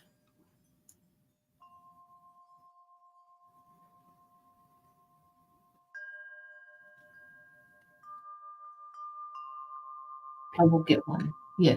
It doesn't need to be one that you buy from the shop. It can be just a piece of paper like a vision board, or it could be a whiteboard, whatever you choose, Margaret, and just look at it every day. And that vision board can change, but if it's printed and you see it every day, at least you can look at it and go, wow, okay, that is where I'm going. That is what I'm doing. Now, oh, Jesus, guys, slow down. Blame. Why am I picking up the word blame here? They're talking to me about blame. They're saying whoever is around you at the moment that is blaming other people, they haven't even begun their lesson yet. They don't even know what it means that they're blaming other people.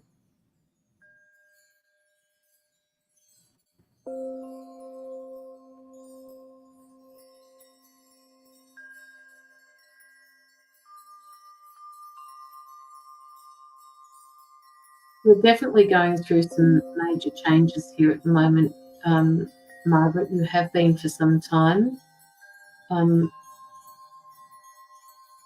They're saying to me that occasionally it feels like you've pulled yourself back, and they want to know why you keep pulling yourself back. I have to write this down, otherwise I'll forget.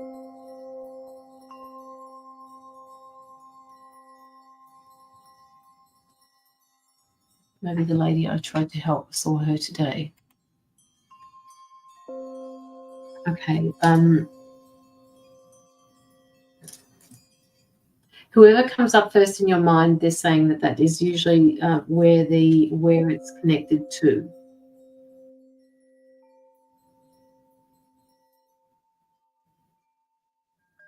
And maybe that's why they're saying to you, pulling yourself back, because the person that you tried to help through a situation, Margaret, may not be ready to understand that she has life lessons. And all you can do at this point is plant the seed.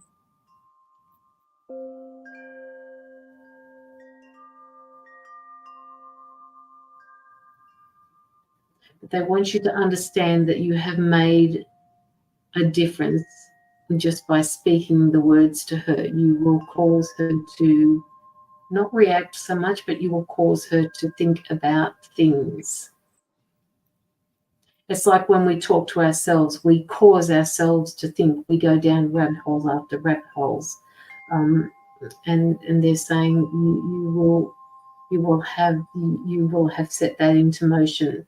I'm just picking up at the moment that she may not be ready to completely understand it, but the rabbit hole is there for her. It's like there's a number of them around her at the moment, and you've opened up the door to allow her to move into one direction, which will help her move into other directions. But she's not ready for it just yet.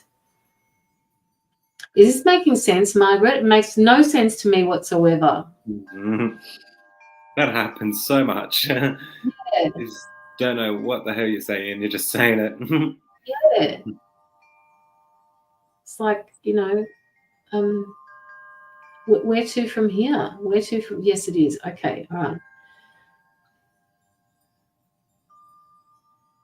Where to from here?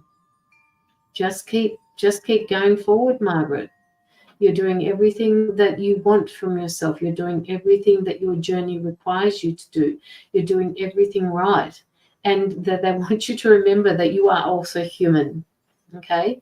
And that means being human means that there are certain emotions that they're asking you to accept as part of who you are. It's like, everybody has a shadow side to themselves. Like I do, Locky does, everybody does. And sometimes we don't want to acknowledge that. It is part of who we are. So if you are feeling like you are disconnecting from a side of yourself because you don't like it, what they want you to do is acknowledge it and try and understand what it means to have that, because that has been your protector for a long time now. And I mean, in any given situation, that side of yourself, that shadow side of yourself, will actually come and protect you, believe it or not. It will give you that fight rather than that flight feeling in a situation. And I want you to remember that, Margaret. It's okay to be that. It's okay to feel that when it comes in.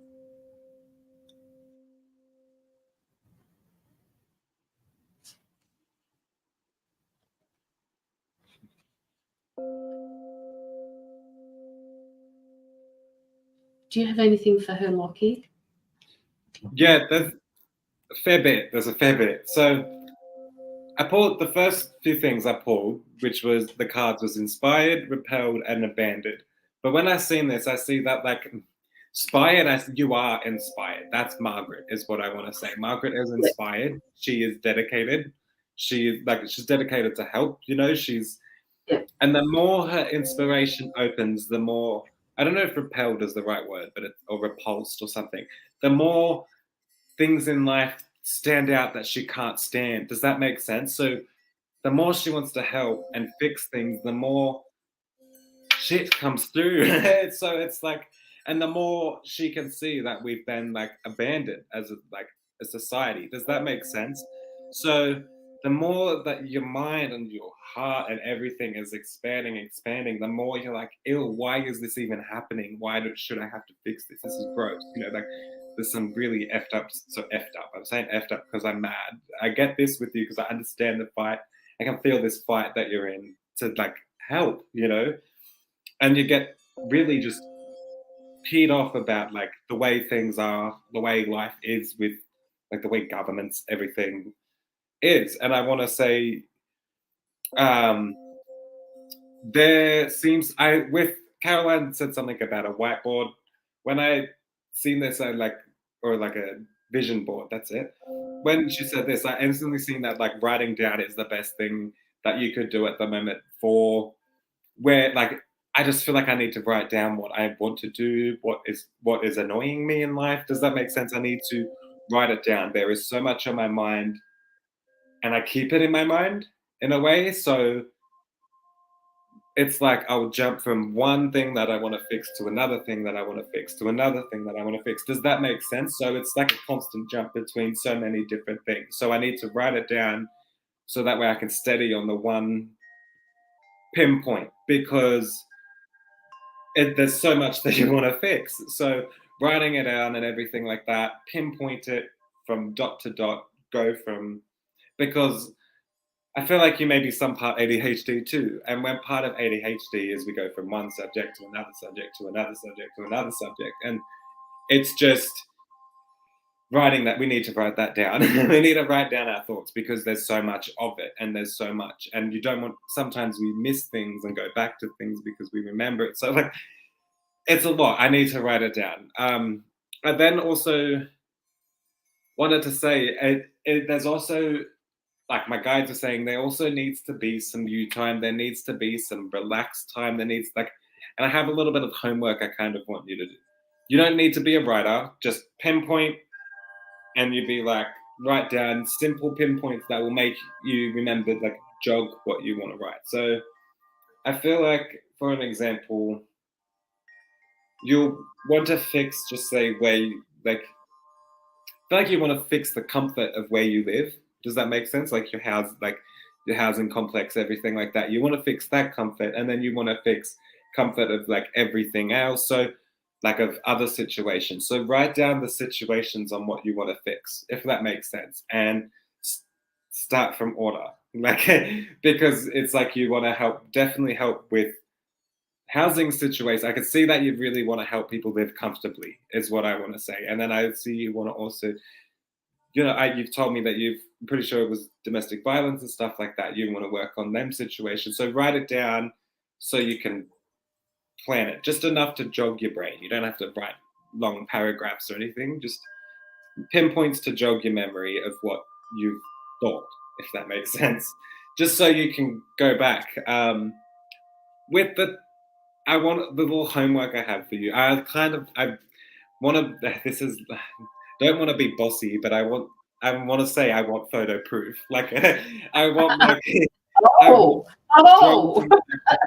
you to do this. I like really want you to, and I instantly like got told bioluminescence, and then I remember like living them ways, going to the beach and seeing early in the morning, seeing bioluminescence in the water. You know, where the water algae and the turn blue.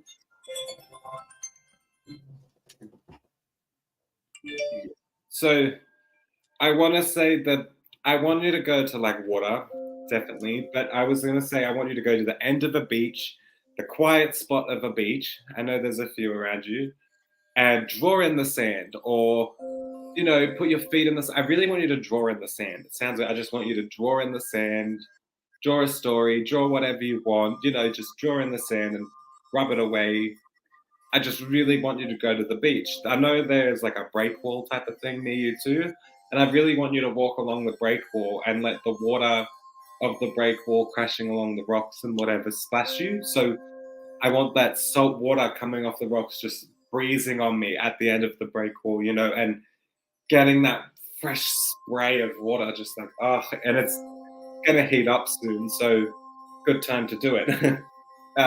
I really just want you to go to like the beach. The beach is just what I'm seeing. And whether that's drawing on the sand, walking along the break wall, whatnot, I just really suggest you do a lot more like things like that, because it's just taking some moment for yourself. Because you want to give all your time to everyone else, you've still got to fit some time for yourself. So, and I feel like going to the beach or something, I need that salt water, that cleanse, you know, and utilize that. Does that make sense? Utilize what you've got, because there's some beautiful things there and I want you to like try and explore that. Probably. I really just want her to. One thing I used to do is go at the end of the break. It's so true that go at the end of the break wall when the water's a little bit choppy and you get some splashback of the rocks hitting the water hitting the rocks. That there is just like refreshing and like grounding. And there's so many things. Like I have not found anything as grounding up this way as where she is at the moment. So like I just want her to utilize the beaches, the coast, everything that's there because it's one of a kind. And I feel like if you were to leave, you'd regret not utilizing it as much. Does that make sense? So utilize it while you can because it will help you focus and help also achieve everything you want to achieve with helping others. It's giving yourself some time. It's just, it's great. The beaches where I live are flat. There's no waves really. Like you have to travel ages just for wavy beach. So it's very good spots near Margaret where you'd be able to really just ground, you know, and God, what I would do to just go there and take you to my grounding spots. I really wish I could, but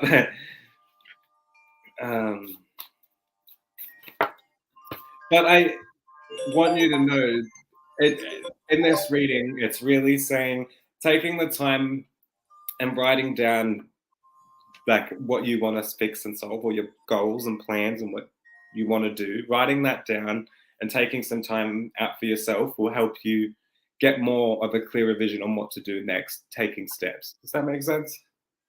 Do you have anything else? No. They're basically just saying more about the vision board and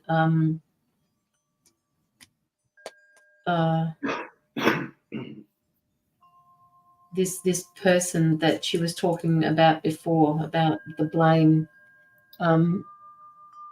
You can't push people into being ready to hear what you have to say until they're ready, but you've planted the seed, Margaret. All right.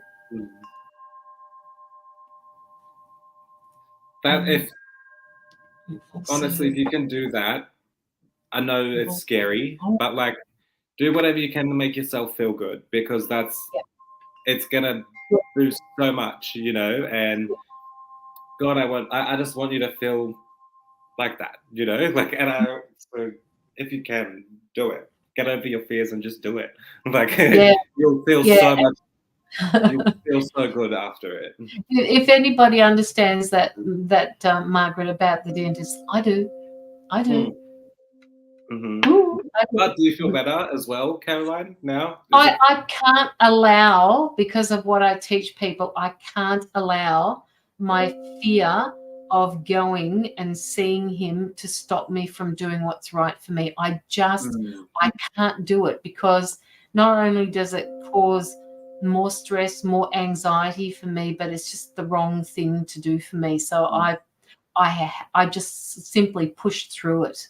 I have to. I just felt like I got swarmed with a heap of black cats and I'm shooing them out of my house. I don't know why. It's not for Margaret. I feel like she's shooing off. Do you have like wild cats around you that you've kind of like had to shoo off? I don't know if that sounds bad, but I feel like there's wild cats that maybe wild cats. I don't know why. That's random, but I feel like I'm shooing off wild cats. Weird. I don't know why that came up. I just seen her showing away like cats or something. So I don't know why that popped up. Somebody's having issues with their back in the audience at the moment. I don't know who it is, but I need to say it because somebody's having issues, and I had to get off the camera just a minute ago to walk. It's not my back problem. It's not my back issue. Not me personally, but there are a lot out there. Okay. Well, like keep an eye out because I feel like there's something might happen, and you might have to like, shoo them away. Shoo them away. Yes, look after them, you know. But I feel like the way I'm seeing it is like cats tormenting and pestering and like not in a nice way. So it's like I'm shooing them away. So I feel like I don't know. I also feel like I've just walked out to the smell of cat piss or something. So know that, like, I don't know, there might be a moment you might have to set some traps and take them to the RSPCA or something, but like, I don't know. Watch out for them cats. Margaret, do you have any other questions that you'd like to ask before we move on to Shema? And then we've got Sandra Lang, and then we've got Marantha's giveaway. And to those of you who have got back issues at the moment, please start walking. Start walking. Any word on moving? Any words on moving? With that, for the next coming weeks, I want to say, I feel there is something there for you. There's something where you're living at the moment that's like for you. Like, you were there for a reason at the moment, is what I want to say. I do feel like moving is definitely like on the cards, but I see at this very moment you're there for a specific reason. Like, there's something's coming up, I feel like, that she needs to be there for, and I feel like things are going to die down, and that's when the moving thing will come through. But I feel like there's something else that's like she's got to be there for. Margaret, I have a card here in front of me, and they've asked me, this is really random, but they've asked me, with reference to your question, they want you to choose a corner of the card, please. Top right or left, or bottom right or left. And they're saying that this is more likely got to do with the time of the year that you will be moving. So I want you to put your intuitive hat on, and I want you to choose a corner of this card.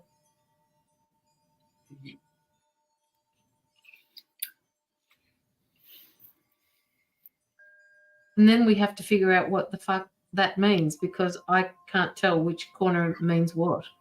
That's weird. Top left. Okay, top left. Top left is this one here. This is the World card. All right, top left is where you see the eagle. Now, top left, eagle,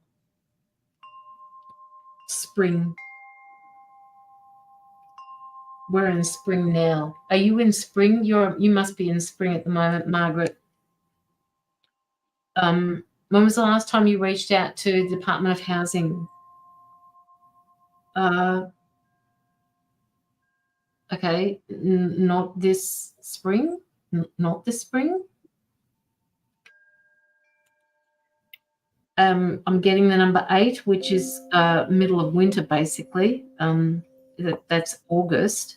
But when I look at the card, I'm also seeing buds on the trees. This eagle is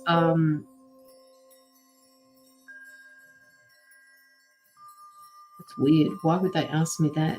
Just have a look at that card and see if it means anything to you, Margaret, or to anybody. I'm just saying, you are going to be moving. Eagles are very precise about their movements. So they're very precise and accurate and very on point with their movements, really. So Okay. I feel like with that, when I was singing, I felt like it was assessing for the right time. And when that right time comes, it's like diving down into it, and I've made the right, I don't know how to explain it, but it's like eagles lock onto their prey, really, and boom, dive, make every right move, every right decision. So it's like hovering above, like sorting out. I feel like you don't want to be placed anywhere, okay? So I feel like the right place for you isn't available at this very moment. You don't want to be thrown into even more crap. Does that make sense? Like, you don't want to move into even more shit and more chaos. So I feel like right now it's like your guides are looking above, waiting for that moment that suits you the most, that's going to benefit you the most, and not feel like a setback. Does that make Yeah. sense? It's got to be the right place. You don't need to go through any more crap, is what I feel like. It's a thing, and I feel like yeah, the right place at the very moment isn't there, and you don't want to be, and that's a blessing that you're not being thrown into just anything. You know, I feel like that right place is there, but it's just waiting to be able to make every move accurately. Does that make sense? So it does, because and they're basically saying to me about what you said about, you know, being very precise about where they're going. The eagle is very directed, very it knows exactly what it wants. So Margaret, you can be that type of person. You can understand now, because of what you've been through, where it is or what it is that you want. You are able to say, no, I'm not going back that way, because I was there before and it is the same issues as what I have now. This is not happening. So just be very open to that. I'm just getting the number 8, so it could possibly be, you know, late winter, early spring next year. So hang in there. Hang in there, Margaret.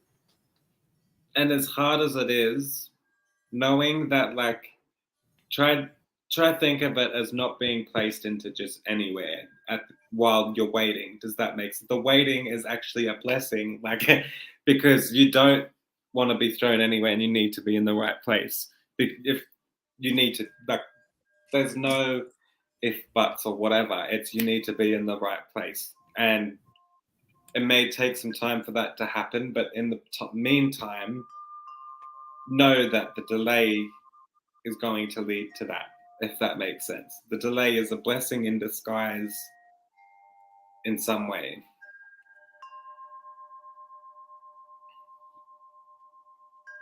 Definitely hand the crap out of them and do whatever you can to bring that forward. Make sure you, like, you know, keep doing what you're doing, but also know it's a blessing not to be just thrown, because I feel like they could have already thrown you into something and it could have been an absolute nightmare, you know, and you don't. And you know, exactly. You know what the right thing is. Okay, so that is for you, Margaret. So thank you so much for your donation. We've got Shema up next, then Sandra Lang, and then Stephanie. I would love if Margaret could send me a photo of just a beach. Just, you don't have to be on the sand if you don't like sand, or anything. Just a photo that you've seen the water. Please. Yeah, otherwise she'll go back to the TV. Yep, been there, done that. Works. It works. All right. So so we have Shema Adil, then Sandra Lang, Stephanie, Laurie, Charles Green, and then Marantha's pay it forward. I'll be back in 2 seconds. I need to let my hair out for a second, but it's too long in this. Oh, it's too long, is it? It's ridiculous. It's crazy. You could leave it out on the live and let people see how long it is. Oh, no, that's all right. Or half a ponytail. Hang in there, we're giving one away at the end of the live, but we've got 3 readings to do before we give the giveaway. I don't much on TV, mainly renovations with homes. Not much on TV. He looks like a Lion King. Yes. Okay. Shema, are you here? Shema Adil. Hey Mandy. Also, if you can, like, send me that'd be awesome. I'd love to see it. There she is.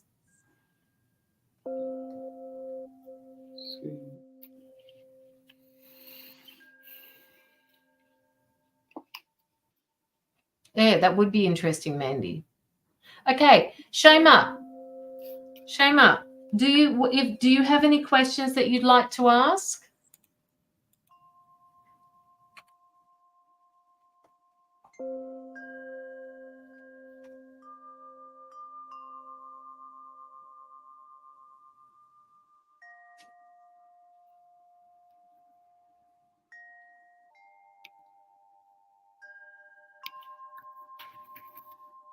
Okay.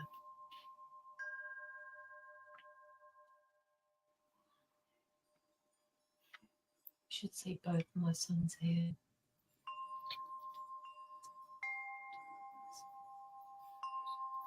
Message for me and at work. Message for me and at work. What do you mean message for me, Shema?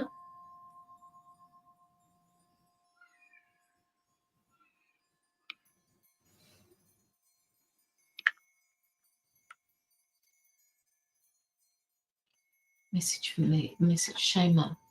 Okay, Shema. Shema, I'm getting that you're connected to Source. You're connected to Source. You have gifts that you're not really using at the moment.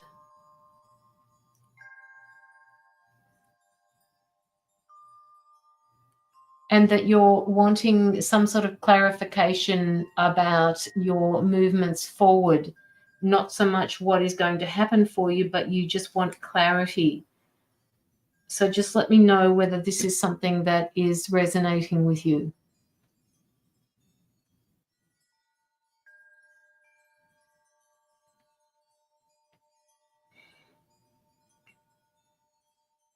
Yes. Yes. What do you mean? Yes. Does that mean that you are connected to Source? You have gifts. I'm being told that you have gifts and you're not necessarily using them at the moment. And that this is all about clarity. So just let me know, is it both of those things that are happening for you? I just feel like you've got the weight of the world on your shoulders at the moment.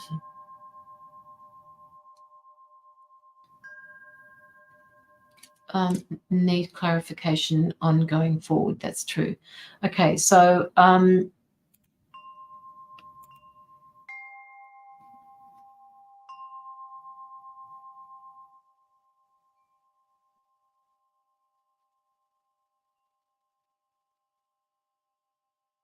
don't know why they're showing me the path to the left, Shema. So no, sorry, to the right. They're showing me the path to the right. So if you're right-handed, they're showing me a path to the right and one to the left. They're not actually showing me one that is direct. So for some reason, they're showing me to the right. And this could be to do with logic. Right? They're asking you to use your logic rather than your heart. The heart, to me, when I look at my left hand, describes my heart center. The right, to me, is more about logic. So use logic. They're saying moving forward, you need to use logic to do with this weight that you're carrying around at the moment.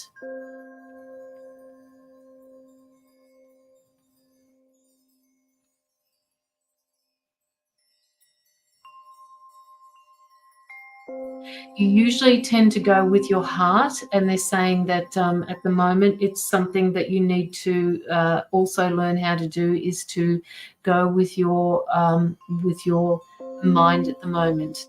Go with your logic. Shema, does this make sense to you? I don't know what your current situation is, but they're saying that logic will prevail. Logic will prevail.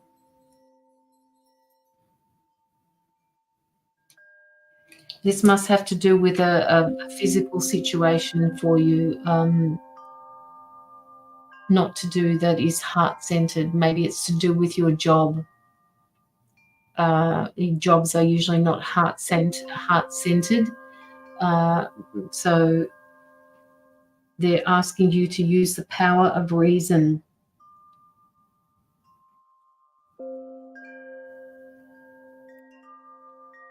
The power of reason.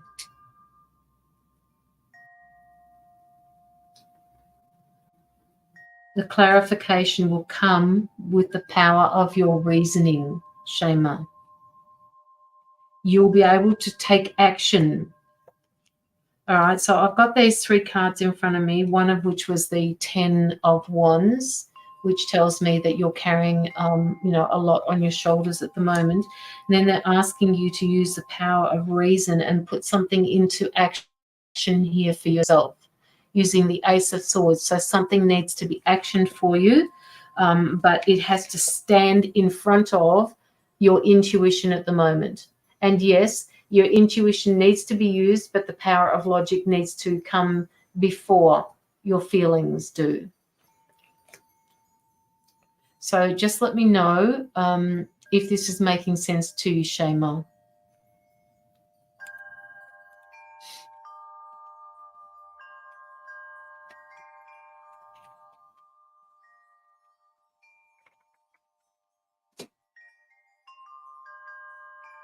Yes. Okay.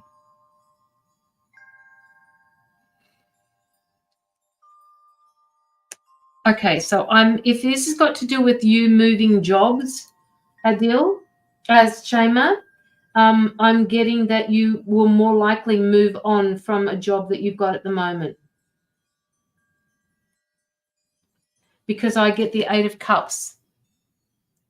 Knows her answer and the right path, and she will listen to what she would tell her children if she has. Huh? To listen to what she would tell her children if she has. Okay, so Shema, with reference to your job,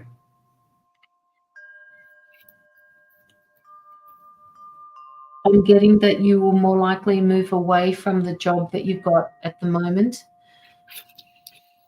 because it no longer serves your highest good. You have things that you are not utilizing about yourself, i.e. the power of reasoning as well.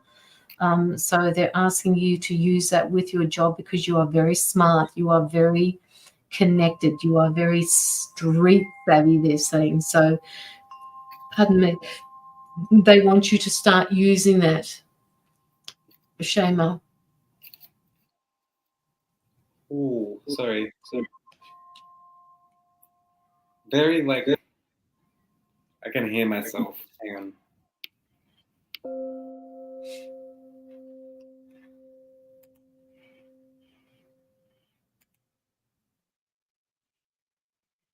Shema. Is that better? Yeah. I can't hear you talking to yourself. I've refreshed the screen, so okay. All right. Yeah, so I won't hear myself. There's a lot of spiritual connection that I need to connect. I don't know where it came from, but I just seen gods and goddesses that I just need to get in touch with. Definitely. Smells. What's those purple, little tiny purple flowers? Tiny, teeny.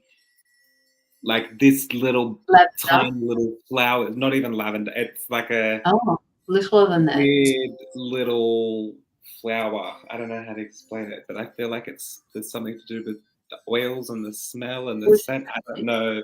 Yeah, making up tinctures or and it's like healings. I don't know. In her own way, I feel like there's some sort of healings I need to go through. I need to go through some sort of I feel like I want to go to someone just for guidance, for some comfort, some warmth, a hug. Does that make sense?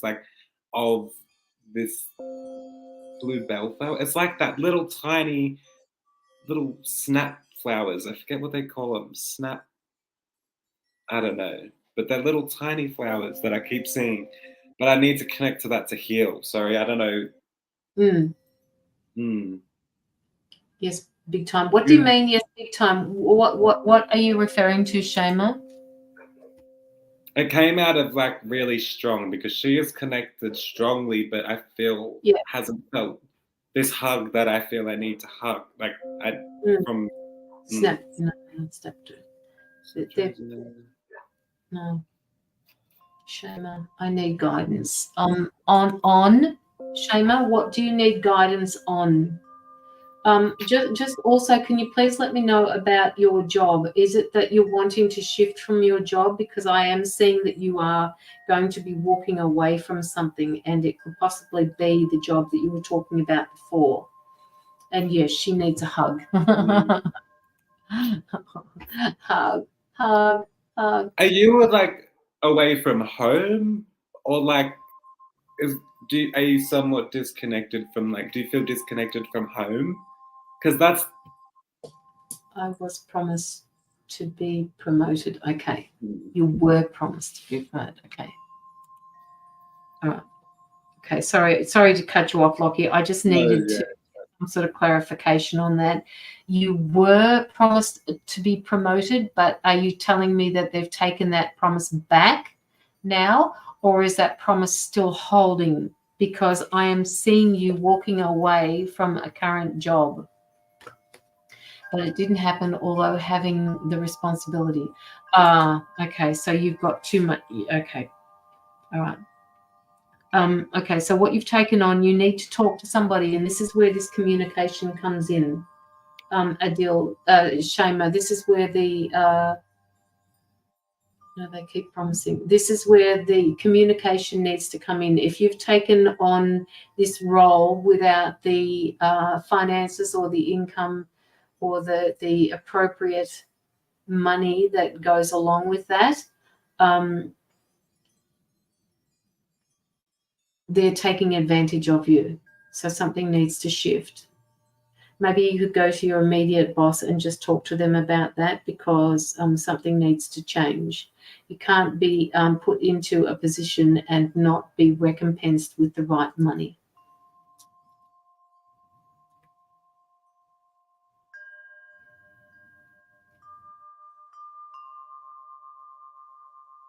Sorry, I'm done, Locky. Yeah, no, that's all right. Going back to, like, I feel like I need to connect back to, like, home, or I'm missing this comfort that I feel. I don't know if you used to do like things like, it feels like I'm missing home or what I used to do. I'm craving something I used to do, craving like home, craving that warmth and that hug. So like, I just keep getting.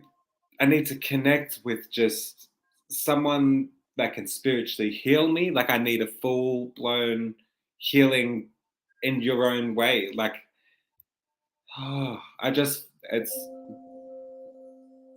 need physical healing, like, hands-on healing. I need to feel my home again, because you need to reconnect with this home feeling. Like,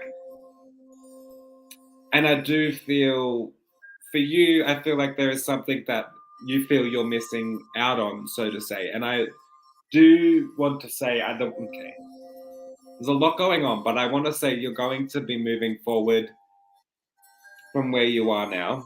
So let me tap back into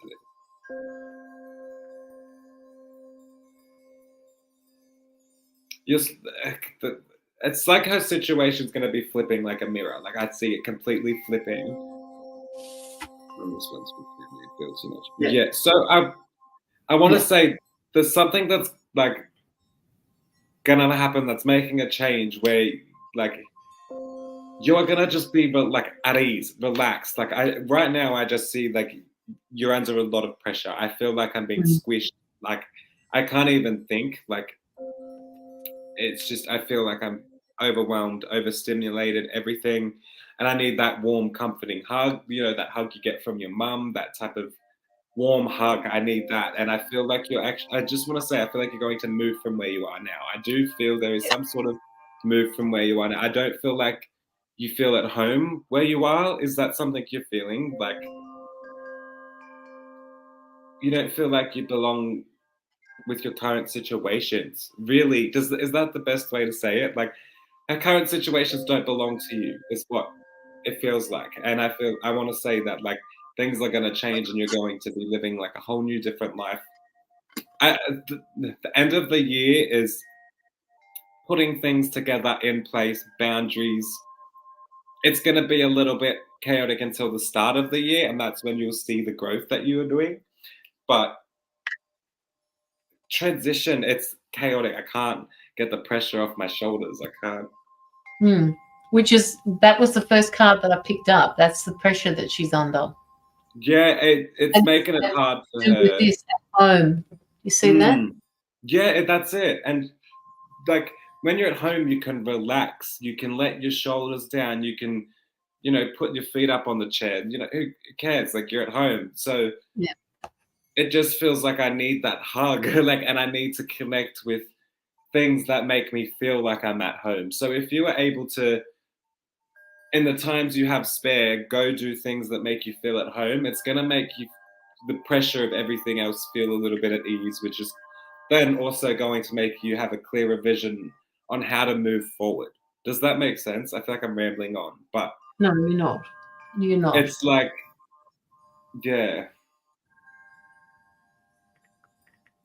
I have to connect with home to release the pressure, to then get the clearer vision to move forward and understand your desires. And if you want,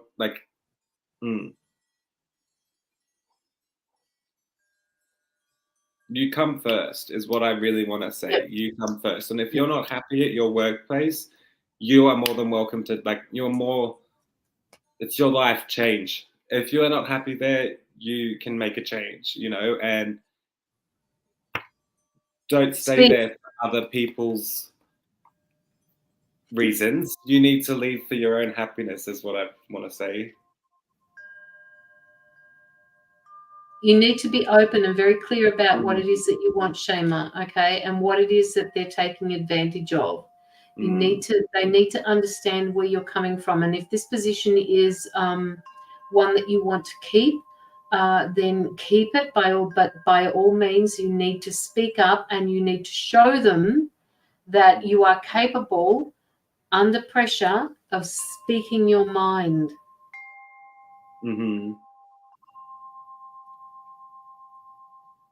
So don't accept things quietly. Make noise if you have to. And don't be scared to do that, to put your happiness first, if that makes sense. Yeah. And make sure, you are doing what you can to make yourself happy. And yeah. That pressure feeling, it's made it so hard for her to understand her own wants. Yes. Yeah. And it's so hard to get a clear vision on my own wants. And that's where I feel like connecting with home, connecting with things that make me feel at home, even smells that bring back childhood. If you can just do these things, like surround yourself with childhood smells, everything like that, it's going to just lift off a little bit of pressure and give you that clearer mind to then move forward with your current situation. There's a lot of people that need to step back for a day or two to release that pressure. There's a lot of people. Yep. Okay, Shema. Hi, Denise. That is for you, Shema. Just let us know if you've got any other questions before we end your live. Before we end your reading. And we have Sandra Lang up next, then Stephanie, and then Marantha's giveaway.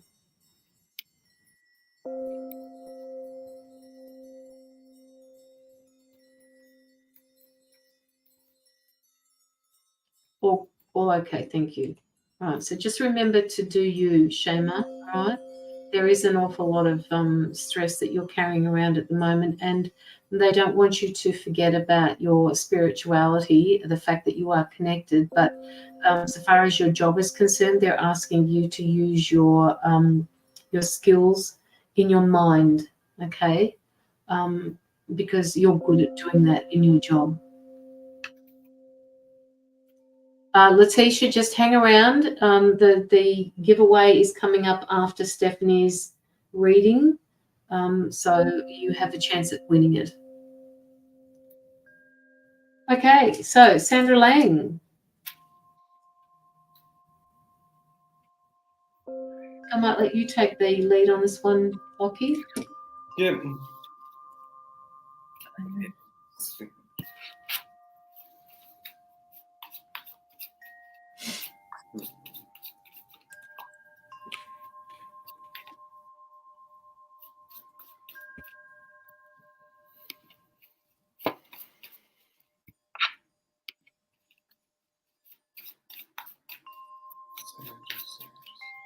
Really good, thank you, Sandra. Good. I've been down for about 3 weeks, but other than that, I'm feeling much better now. So, Sandra. Any questions, Sandra?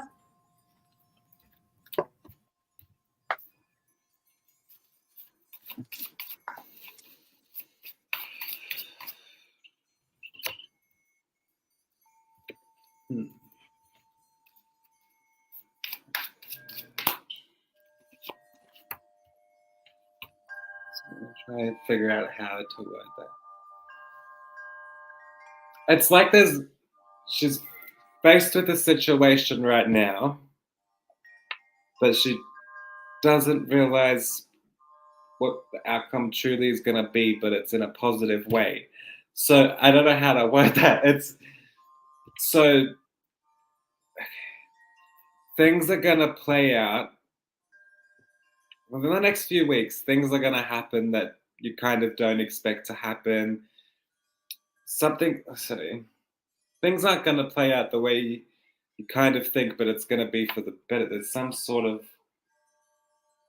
I feel like there's some sort of uncertainty or something, and I'm kind of questioning what's going to happen or something. Like, what? You seeing anybody, Sandra? Sorry, I just had to push that in there. Sorry. No, you're right. Go for it. Right. Oh, okay. Move house by the 29th. Will I have the finances and find somewhere to move? Yes. So, okay. Moving house. So this is, okay.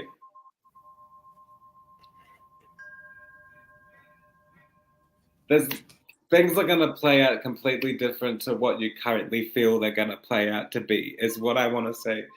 Don't know how to word that to make it sound like I'm speaking English. But it's like right now, you may think things are stressful, they're not going to work out on time, or you may be like all over the place with things, and you might think things are going to happen a certain way, but life is going to pull this trick. Life is going to play a trick, really. I'm going to say, kind of make things very uncertain for a little while. They're going to test you a little bit and make things feel a little bit uncertain.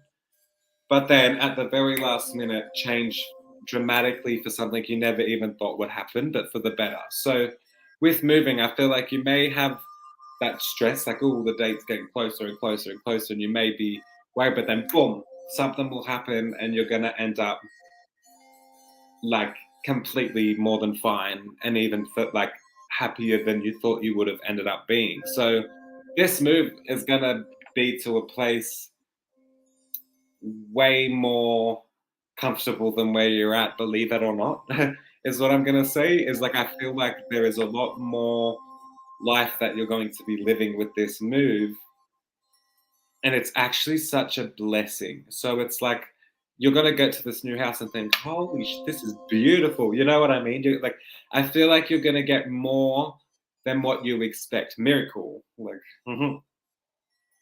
and he's very precise about can you tell? I like miracle. Miracles do happen. So know that like it's gonna snap into place, and there's a lot like I feel like right now you think, I'm not gonna find a place as comfortable as this, or like one as good as where you're at now, but that's gonna happen. Just saying, for sure. And it's something that's overdue, they're telling me. Exactly. It's like she's worked her ass off. Sorry, I'm gonna say, I feel like she's worked her ass off to live a certain life. Yeah. And she's worked for so long. At one point, she gave up on living that certain lifestyle. Does that make sense? She's like, oh, I'm just content here. I'll just stay here and keep working, but I'll just stay here. Does that make sense? But then this move is forcing you to step into the lifestyle you kind of pushed aside a few years ago. Does that make sense? So it's like it's stepping you into the lifestyle you've kind of always dreamed of, and something you may have just put to the side, and it's now time for that to come into play. I feel like Sandra, kind of, sorry, keep go going. on. No, go. It's like she kind of gave up planning this perfect life. Does that make sense? Because she just got to a comfortable stage. Comfortable. She's comfortable. Like, I don't need any more. I don't need any less. I'm comfortable in a way. But life it's just going to fall at your feet. That lifestyle that you put on hold is really what I feel is about to happen. And it's like the last minute, it just boom, veers off and you've got it. Like, yeah. I'm not picking. Sorry. It's all right. Sorry, I don't mean to keep cutting in on you, Locky. No, you're right. Are you? No, go, keep going. I'm just not seeing any financial issues the way she's feeling about them at the moment. I'm feeling like what you said, things are going to fall into place for her, and she's just going to get a bit of a shock that it's coming so easily. You're not going to be destitute, Sandra. You're not going to be living in your car. You are going to be able to work this out and work this through. You must trust. And throughout all of the readings today, this word keeps coming up all the time. Trust, trust, trust, and know that things are going to be okay. I was about to say financially exactly what you just said. Yeah. You just have to know that it's going to be okay. And this doesn't represent you and another person. This represents, the whole thing about everything is going to be okay. They've got you covered here. They've got you covered here on earth, and you're not going to be left destitute. You're going to get help from somebody who you never thought you would get help from. Right? This is the Knight of Pentacles. So somebody's going to come in and play a part in this decision about your movements. And like Locky said, I don't know whether it's the, what did you say it was, the 29th of September or the 29th of October. I think it was October that you said you had out by. I'm feeling October. It okay as I'm opening up to the changes. Yeah. Stay open to the change. My knight in shining armor. Yes, I don't know who that is, Sandra, but I'm telling you now, woman, there's somebody. I don't know. You wrote before that there was an interest. Is that what you meant? Hi, Tina. That there was an interest, or that I saw that there was somebody interested in you. I'm not quite sure what that meant, Sandra. But it's like Locky said. I pick up the same thing. All of this is going to happen left of center. It's like it's unexpected. It will just happen. And they're asking you to make sure that you step up and you stand up for yourself while this is happening. October, was it? In the wrong month. Oh, no, I didn't. No. Nothing seems at the moment. Okay. All right. It doesn't need to happen at the moment, Sandra. Just know he's on his way. But this offer is still here as well. Why do I get the feeling that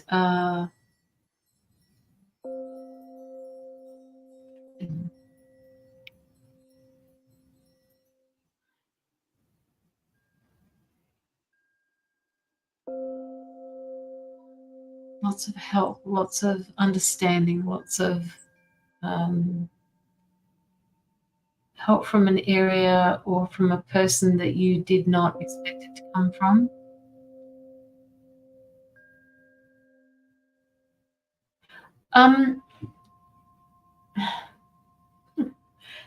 Weird, I know, but they were saying to me, Sandra, have you considered a one-bedroom place? because that's what they're showing me at the moment. Not sure who. I'm loving me from now. Good. That's the way you need it to be. Hi, Shawana. How are you? Hi, Tina. Just in case, I don't remember if I said it before. They're saying one bedroom place. Have you considered moving into something like that? And they're also saying to me to go on to, and I know you're in Victoria, so, you know, the buy-sell swaps. No, because I'm living, Beck's living with you. Okay. Have you been onto the buy-sell swap sites, Sandra? To rentals, like rental partners, buy, sell, swap in your particular area for finding somewhere to go. Have you put it out there in the buy, sell, swaps? Does anybody know of any 2-bedroom places that you can go and look at? When you put the feelers out there, they're saying you will find somebody will come up and give you an option that you didn't believe was there before. We are looking for 4 of us to share rent. Okay, all right. Then go for the 4. Go for the 4.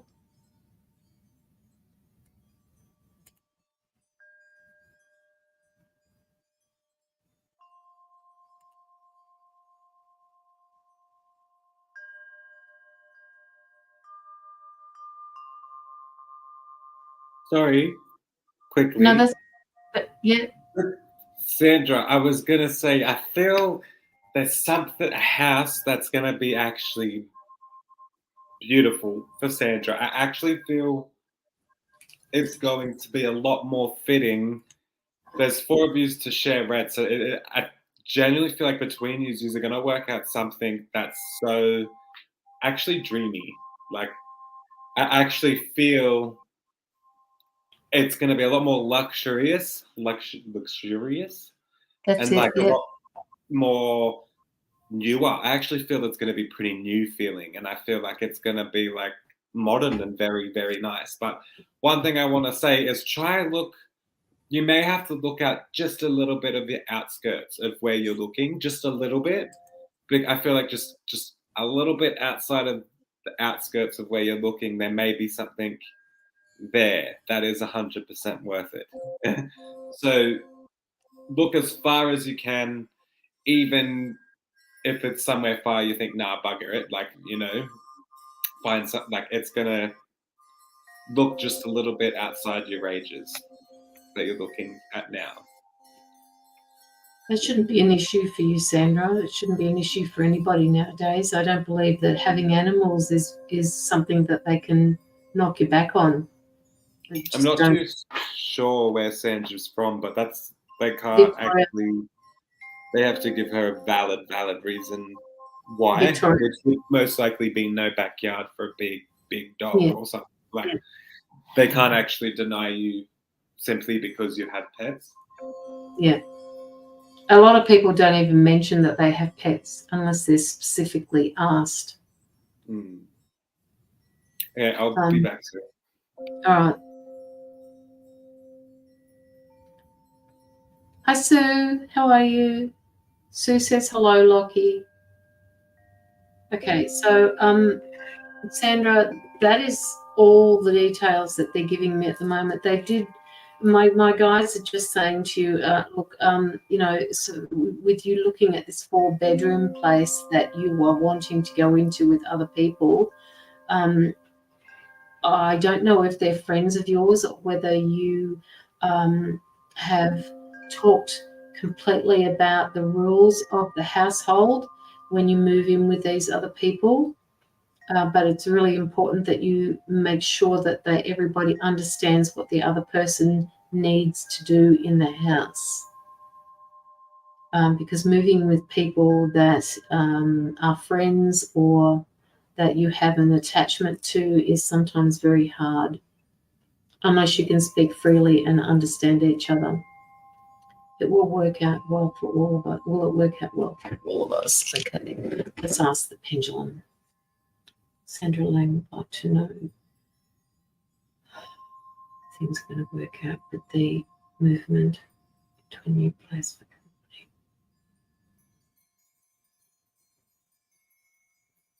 And my pendulum is saying yes, Sandra, it will. So stay open to these new changes that are coming in for you.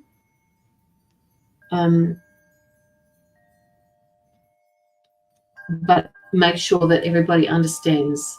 I am a little concerned about it. Okay, so that's why they're asking you to make sure that everybody understands what is expected of the other person. You can't just go in there and expect it to all work out, because that is a disaster waiting to happen. And that's the other thing, Sonia. When you've got to be able to sort through when you find this house, Sandra, who takes what. Does the person get the main bedroom? Is the person that drew the short straw? And who draws the straws? How does that all work? Are the bills proportionately paid because there are 4 people in the household? Who does the gardening? What's the go in the kitchen? Do you all have your own separate spaces to be able to eat from? All of those things need to be taken care of. But will you get your bond back? My guides are already saying yes, you will. It may even be a bond transfer. Sandra, hang on.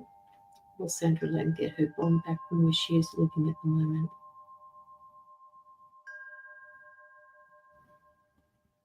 The answer is yes. So, Sandra, whether or not you can put it in as a bond deposit for the next property that you go onto or go into.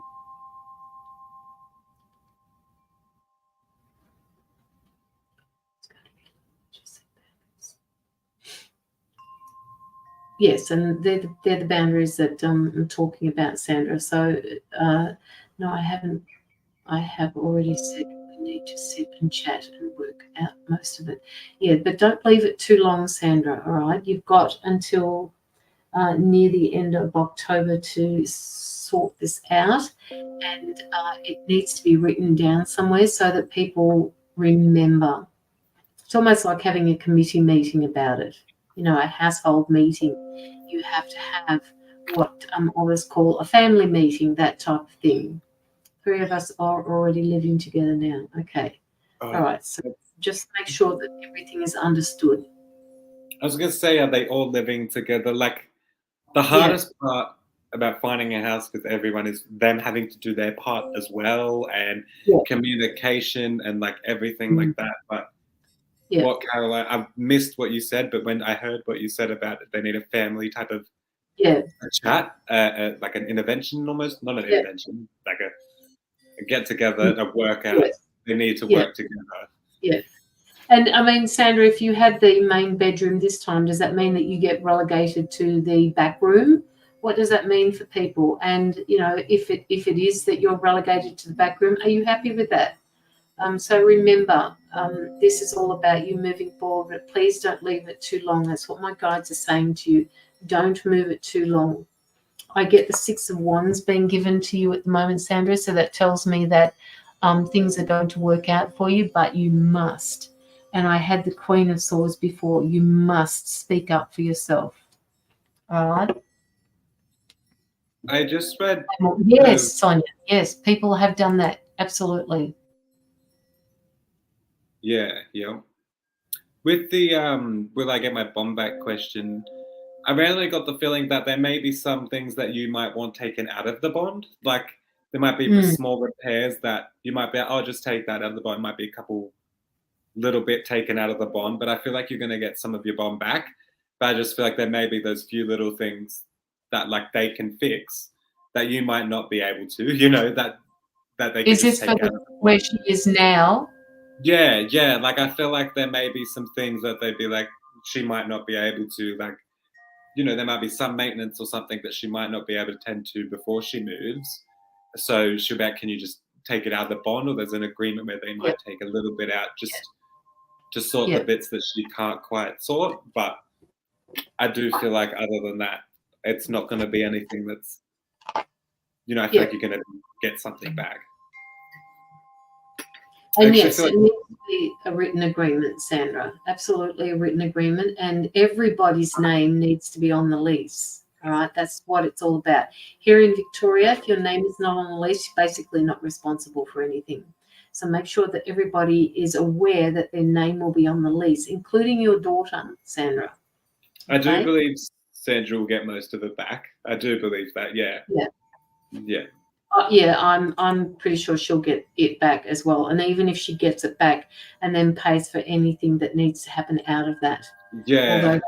Although they do tend to take what they want out of the bond before they give it back to you. They do tend to do that, but I feel they'll also be pretty lenient in ways too, which is good. Like, might just be like $50, $100 taken out of it to just, you know, make sure that it's, you know, and it might be actually cheaper to go through them. They might have a deal you could go through and it ends up actually saving more money out of your pocket for moving, you know, like they might actually help you and it might, you know, work out better. So okay, Sandra. Okay, so that why you want me to do that? Why?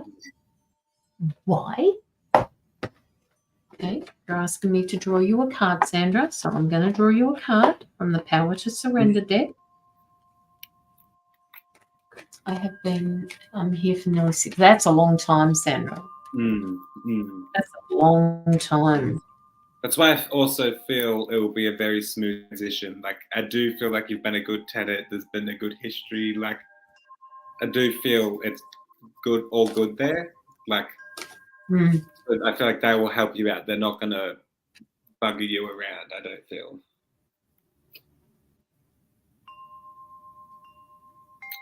Some real estates like to take you for all your money as much as you can. Like, I'm lucky. I've been lucky. But I know people that have had a run, but I feel like you're going to avoid that for sure. Been blessed, never had a rent raise. Oh my God, Sandra, wow. Okay, so I have a card here for you, Sandra, and it talks about fear of change. And at the bottom of the card, it says, the universe is reminding you that you are cared for always, whether you're afraid of a change in your job, your health, a relationship, or if you fear aging or death, which you don't, obviously. Repeat the affirmation, I have faith that all is well. I have faith that all is well. So again, there's that word trust. Shelley, just hang around. We've got one more reading and then we've got a giveaway. Okay? So that was for you, Sandra. I am a little scared but excited to you. Yes, I understand that. I understand that, Sandra. No matter what, this is a scary situation. Like, even if you had it all in line, in place, moving is scary, especially if you've been in the one place for 6 years. I would be petrified to move, you know, like you've been in the one spot, but it's nothing to worry about. You'll know that once it falls into place. Yeah. All right. There's nothing wrong with that anxiety, like Locky said.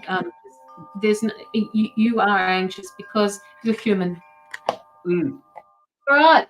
Okay, so the next person we have up here, and Stephanie, I am so grateful for you hanging around and waiting for your read.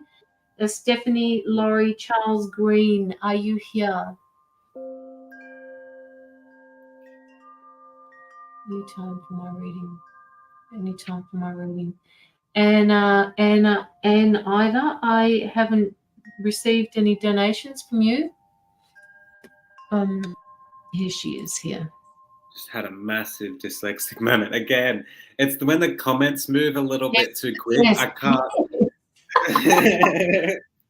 And I didn't see any donations from you. And if you want to hang out, the next reading after Stephanie will be a Pay It Forward from Marantha. So you can wait for that one, or you can pop in a donation yourself, but please make sure that it is $22.22 as you're getting 2 readers or more. Okay, Stephanie, do you have any questions that you would like to ask?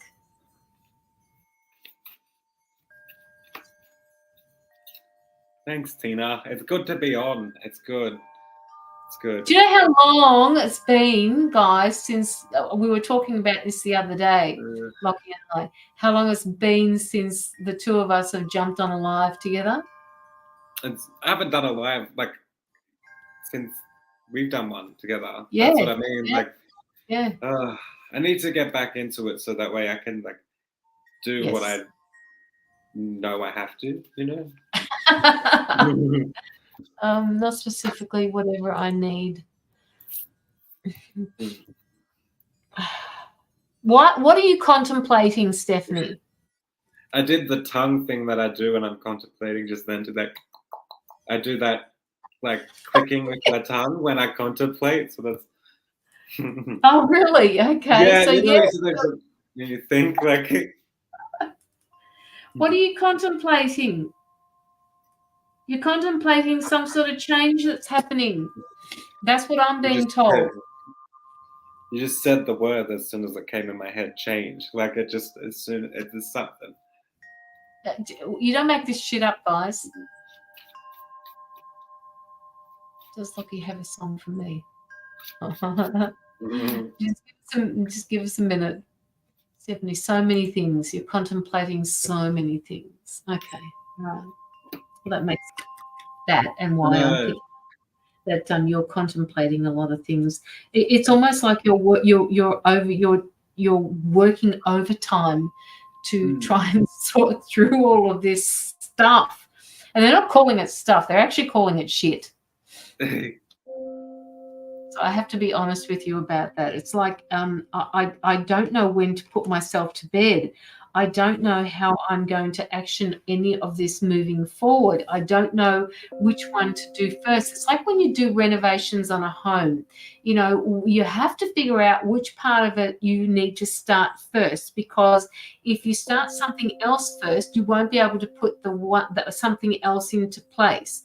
So, Stephanie, you need a piece of paper and you need to figure out, you need to write them all down.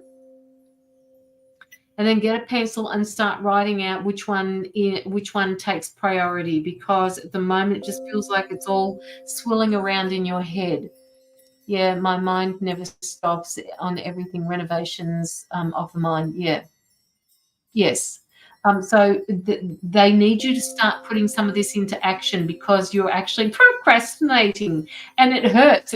It's physically hurting me. It's like, oh my God, you know, what am I going to do with all of it? I don't know what to do with it. I don't know where to go. I don't know how this is all going to come about. So get yourself a plan of action, Stephanie. They're saying that you're capable of putting things into place, right? They're saying that if you've got a strategy, you will understand where you're going to go. I see you're very good at that. You're very good at what? Losing yourself in your emotions or putting something into place? It's like contemplating so many different things, but contemplating too much. She procrastinates by yeah.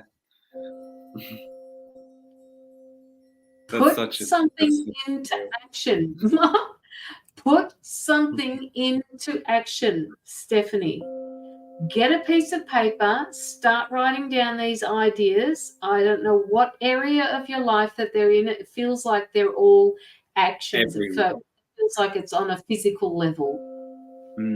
I also want to say, are you trying to get into crafts or trying to get into like using your hands into making like art or like crafty or like? Why was I thinking of netball? Netball. Do you see? There's so many things I genuinely feel like should be thinking of, just so many things. Like, oh, I want to do like mosaic or something. Is that what you call it? Mosaic? Is that mosaics? Making something with mosaics? Like, yeah, with like the little glass and whatever or something.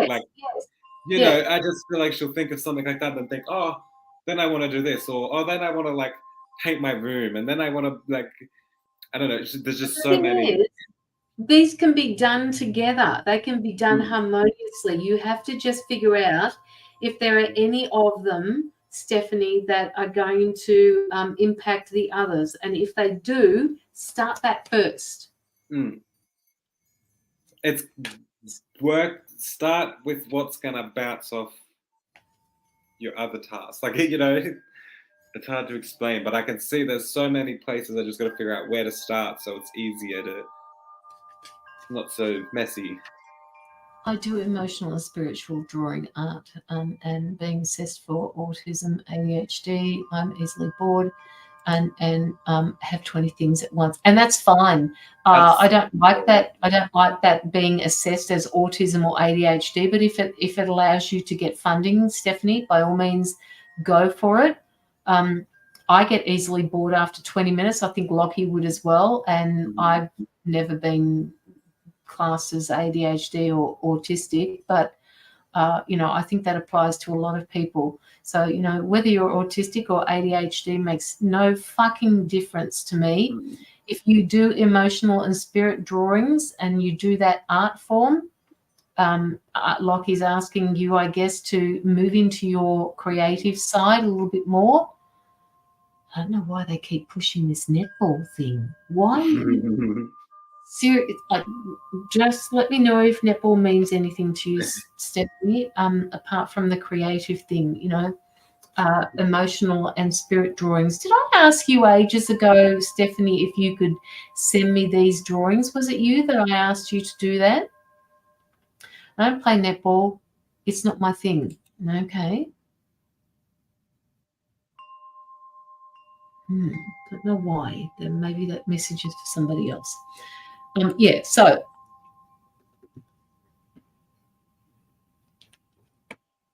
be the woman that you are empowered to be, despite the things that you are going through in life, despite the fact that that you may be categorizing yourself as autistic or ADHD. These are gifts, Stephanie. People that have these sort of things, autism or ADHD, are usually very gifted.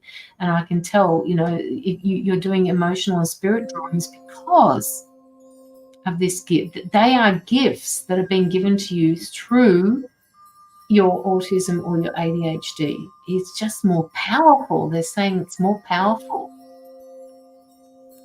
I think on Melanchthus Live, they are very personal to release my trauma.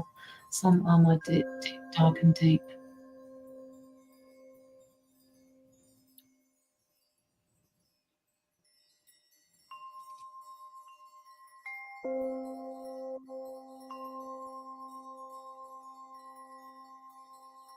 I kind of get the feeling, Stephanie, that you're like a fish out of water at the moment.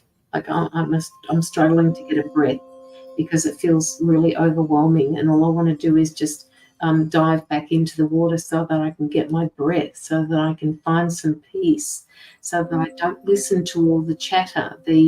I don't know whether autism, or I think it's autism, that you hear things constantly and that you can't concentrate. Like there's lots of things coming into your mind all at once, and it makes it really hard to concentrate, which is more of a reason why they're asking you to write things down.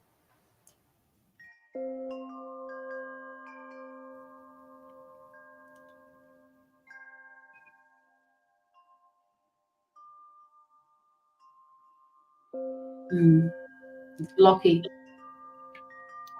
Yeah, the one thing that I just keep going to is how my mind's just racing on so many tasks, but then I get told like there's something that you're about to have this mindset snap where you're going to really focus on something you absolutely love doing. Like right now, I don't know what it is. Don't know if you're planning on starting something like a hobby that you used to do and you're bringing it back into your life, or you thought, oh, I want to start this hobby and you're planning to but haven't started. But I see something coming into your life like that is actually going to lead to something in a career sense. So I want to say I see you using your ADHD and your autism as a life career, like using that to benefit you in your career path. Does that make sense? So I can actually see something randomly coming to you that you're going to just hyper focus on dramatically, like more than anything you have in your life. And I feel like once you've found this thing, I see you using your, what you would say is, you know, your setbacks in life as your things to move forward. Sorry, I was just yeah doing that for Margaret. Yeah. Yes, I always hear spirit voices, thoughts never end. Yeah, I understand that. So I do see you just really finding this thing that you hold on to, is what I'm going to say. And it's like you found it hard to hold on to like something for a long period of time, really, and stay interested, stay passionate, you know. But I see there is something like entering your life that's going to make you, like, that's going to stay in your life and make you stay passionate, stay focused, stay, like, you know, because it's what is made for you. So I can really see you starting to use the things you think are setbacks now as advantages, you know. I want to say there is this change where you're not going to feel like you have any setbacks with anything like that. Like, you're going to be at your peak. It's the best way to explain it.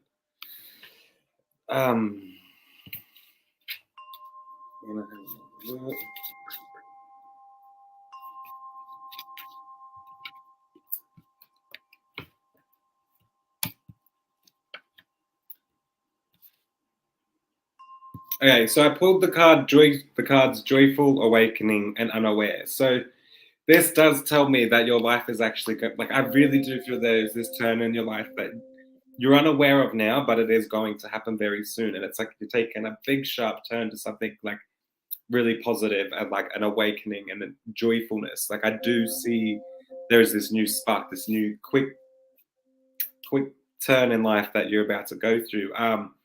The unaware card is telling me, like, right now you may not see what that is, you know, you may not, but there is this thing that's coming to you in thinking on careers. So you're slightly right now you're in a way manifesting this career that I was talking about that's going to come to you by sitting there and thinking of it. But so it's just going to be one day pop into your head, you're going to start it that day, and that's it. Like, it's just going to keep growing and growing and growing. So you may be unaware of what it is now, what's going to happen, like maybe unaware that there's a big change around the corner for you, but be excited, because there is something that's going to make you feel, I feel you feeling really included in life. Like, I don't know if that makes sense. I'm feeling really like I'm achieving a lot every day. So know that that's coming around, and know that, like, you're going to be able to finish tasks really well, no problem. Like, you're going to be acing everything. It's not going to be a struggle for you. I really don't feel. So pretty much hold on to your scene, get ready for that, like, dramatic positive change in your life, something that's going to make you feel like you belong. Oh, sorry, is what I'm going to say.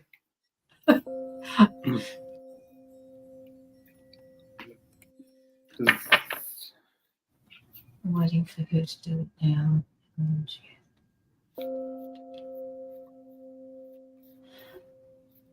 Stephanie, love that. That'd be awesome. What did you ask her to do? Oh, I just said there's this sharp turn in life. Like, hold on to a seat, get ready for this. Like, moment of her feeling like she's really getting things done, achieving things, like being able to get through everything easily, and using her ADHD and autism as something that pushes her even further in her work life, like career, that I can see.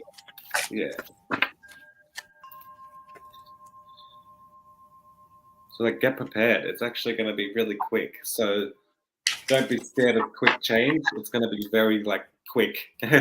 Some people might get, like, concerned about quick change, but just hold on and absorb it and let it happen, because it's going to be really good for you. Stephanie, have you got somebody around you at the moment that, or is there a situation happening around you where, and I'm not talking about which direction you're going to be moving into, but I feel like there's some sort of argument happening around you, or family squabble, or some sort of drama that's happening.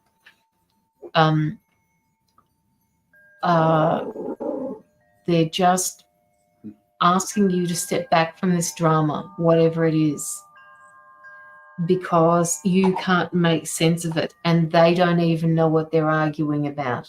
It's like when families squabble all the time, and then somebody says, "Why did we start arguing?" They'll come back and say, "I don't know. Was it you that started it?" "No, it wasn't me that started it." "Well, it was, because it wasn't me." That type of thing. So they're just saying to step back from this drama, step back from this arguing.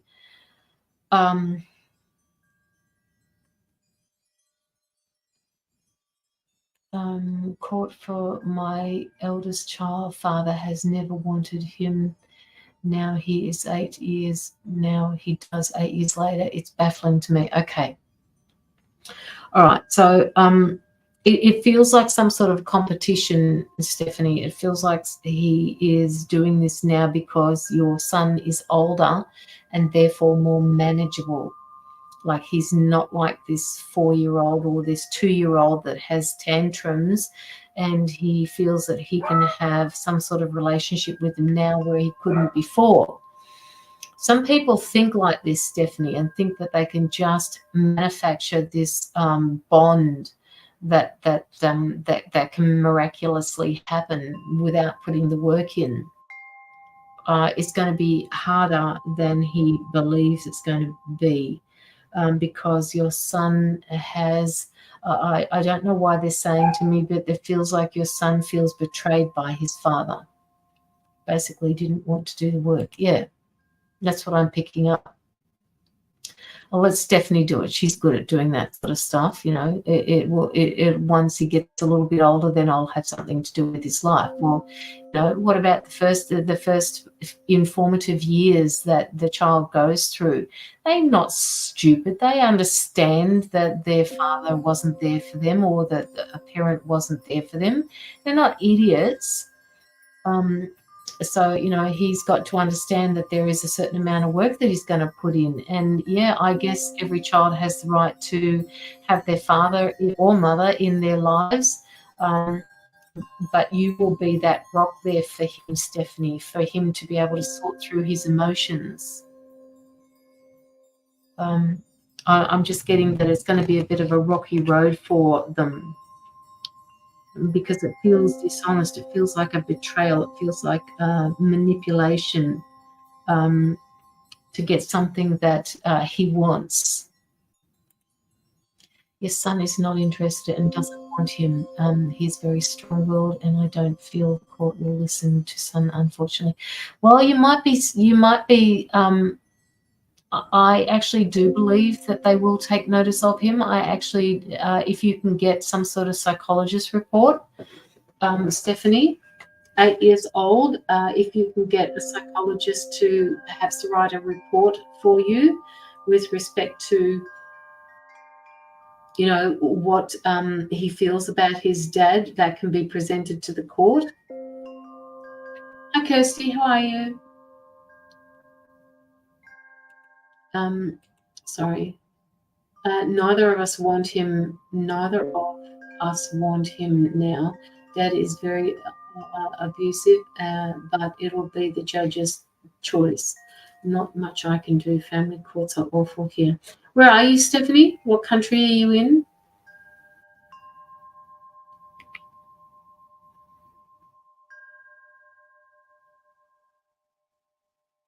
I just get the feeling that your son won't last very long there, and because he's giving your husband or your ex-partner or the dad a hard time, that even though there may be some sort of enforced agreement, that the father is going to opt out anyway. Unfortunately, child is involved in that. Sorry, I only heard little bits of what you just said, but instantly seeing that, like, it's also gonna be his, like, kid's decision. I feel like the court will go off by how your kid is like reacting to the situation. Does that make sense? And I feel that they won't put anything on him, like to see his dad. Do you know if he doesn't want to see his dad? Sorry, there's a lot of chatter. It is. And I feel like the court and everything will probably speak to the child and see how he feels about it, or see his body language towards it all. And I feel like they'll strongly go off that also. And if he is seeming like he's not wanting to, I feel they would strongly take. Ooh. Stephanie was saying something about it's a judge's choice, not much you can do about it. Family courts are awful here. And they give convicted pedophiles get access to kids there through the courts, and it's very worrying. Dad's an alcoholic and a narcissist. That is disturbing, Stephanie, and I seriously, I am grateful for where I live in Australia. You know, there's a lot of shit that's been happening here, but it just feels very unfair for you to have to go through this. And my guides are saying to me, don't give up on this, because there is a loophole somewhere that nobody has seen that they would like you to look into. I don't know where that came from, but please look into that. I do feel like them seeing your son, like body language with it all, I think they're gonna really take that into consideration as well. Like if the child goes to court, that is. Yeah, you know, if any of that happens, like they're gonna go on his opinions and what he feels as well. So I do feel, Can't afford legal help, so doing all my own research and litigants. Your son is very he's also gifted, Stephanie. I just get the he's also very creative, and he's almost like this Prince Charming. He has a heart of gold, and I think from what my guides are saying to me, I'm trying to sift through the information that they're giving me, and I think from what they're saying to me that your son is going to be triggered by his father the same way you are, and he was meant to be a trigger in your lives so that you can become stronger at figuring out what is right and what is wrong for yourselves. And yes, your son is only 8 years old, but he still has a voice, and he must never forget that. The voice will carry weight with his father. Even though he's a narcissist, he will feel it. They're being really strong, which is why my voice is coming across like this, Stephanie. They want your son to remember that he has a voice and he will be heard, whether it's through the courts or whether it's through the father, and that it won't be long before things get back to normal again.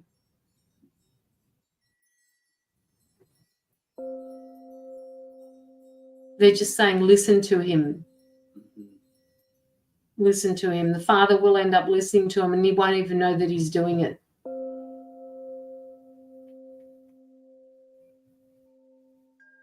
And when he does see your child, when he does see your son, it's almost like there's going to be situations that are presented when the two of them get together, and whoever said something about supervised visitations before was right. I've forgotten where that was going. He will be heard. He will be heard.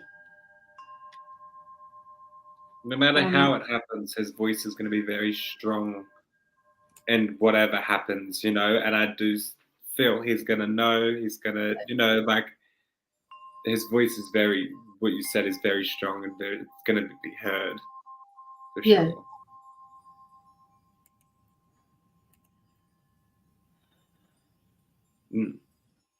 Okay, Stephanie, they're just kind of stepping back at the moment, saying you've got a lot to sort through, a lot of issues to deal with.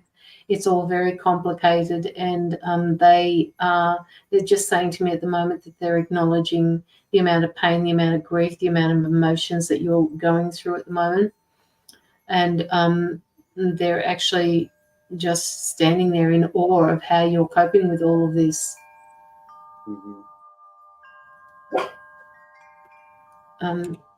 Yes, he'll probably get contact, so I'll be asking for supervise as he's a stranger to. Yes, absolutely.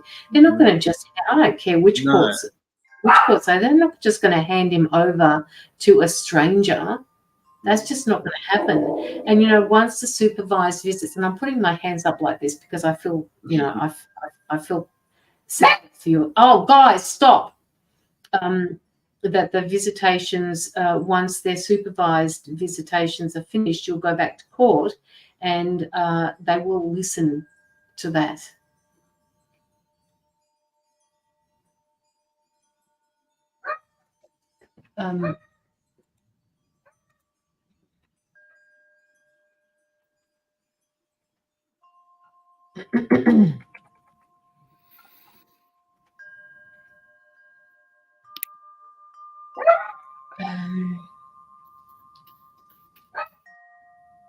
It's been a grieving process. Yeah, it has been, Stephanie. I totally get that. I'm just so grateful that I'm in Australia. Like I said before, my son's not keen on men, and he will work him out quickly. Yes, he will. He's smart. He's a smart boy. And no matter what, the courts can't force a connection your son doesn't want. And if he doesn't want a connection, his voice is going to be heard in that, if that makes sense. Like, and your son will know what it's, very complex situation, and I feel for her. Like, I really feel for her. Yeah. Yep. But the courts can't force the connection between them two. And if your son in the end is what has the final say whether he wants that connection or not. And in supervised visits, that's what will happen, I have to go get in sick of this time. I'll talk to you later. Okay, Margaret, please take care. Take care. Good luck with that vision board too, by the way, Margaret. Guys, we're not taking any more donations at the moment because we've been going for 3.5 hours, and we can't, in all honesty, keep going with these 4 or 5 hour lives anymore. It's just not something that either of us want to do. So apologies for those of you who missed out, but perhaps next time, if you pop in a donation before the live begins, then you will get in. So Stephanie, it's very messed up and distressing for us, but I have to go through the motions. I'll do it. I'll do all I can for the son, and it's best. Yeah, absolutely, Stephanie. It's your son's journey through this as well. And admittedly, he started early, but he's been given he's just been given smartness. He's actually very savvy, Steph. So that's got to be a good thing. He's smart. He's very smart. Seems as a very clever, well put together, like clued on little kid. And he's it's got the guidance he needs as well. Yeah, and even though the father believes he's going to get this, what he's going to get is his son's wrath. And he's the only one that can get that. And it's, I don't know if you can or if there is anything, but I keep feeling like I need melatonin or something like that to actually get myself to fall asleep. I don't know if you're struggling to actually get to sleep. You might be okay once you fall asleep, but getting to sleep itself, I feel like you may need like some natural thing like melatonin or something like that just to help you get to sleep at the start. And then once you're asleep, you're okay. But I feel like you might need some sort of help to get to sleep at first, to shut your mind off a little bit and get to sleep. Definitely close. Definitely close. I am not sleeping much, but when I do, I don't feel rested. Yep. And that's what happens to people who are like you, Stephanie, are like us. At the moment, I don't believe, I mean, we might be getting the sleep, but we're not resting. Souls aren't resting. We've got lots of stuff to do on that plane. Like she gets to the point of just about to get restful sleep and then wakes up and has to go through it all again. And like, seems like she must be doing that a lot. And you need that little boost to get to that point of being fully asleep, you know? And then once you're fully asleep, you're pretty deep sleep, you know? But there may be you may need some sort of support like melatonin or, you know, I know some people drink like herbal teas and stuff like that to just get themselves to unwind and be able to magnesium. Yeah. Yeah, be able to just kind of black out a little bit. Okay, Steph. Spiritually, unusually. Yes, exactly. That's what I meant, Steph. All right, Steph, do you have any questions that you'd like to ask before we close your reading? And then we will be giving away Marantha's reading as our last reading for this evening. It's 6:30. It's almost 6:30 at night here, so we're both ready for something to eat as well. I haven't eaten since breakfast. I had 2 bits of toast. That's it. I don't think I've eaten today. Oh, no, that's beautiful again. And I can't ignore, sorry to say, but your son's voices are going to be hurt. That's what I want to say. Yes. Like, he's a big part of the final decision, if that makes sense. And he's going to know the right thing to do. Definitely. His voice is definitely, like, I need to, so I'm getting angry to say that. I want to say, like, not angry, but I'm saying it with so much force because it's true, you know? Like, I feel it that much.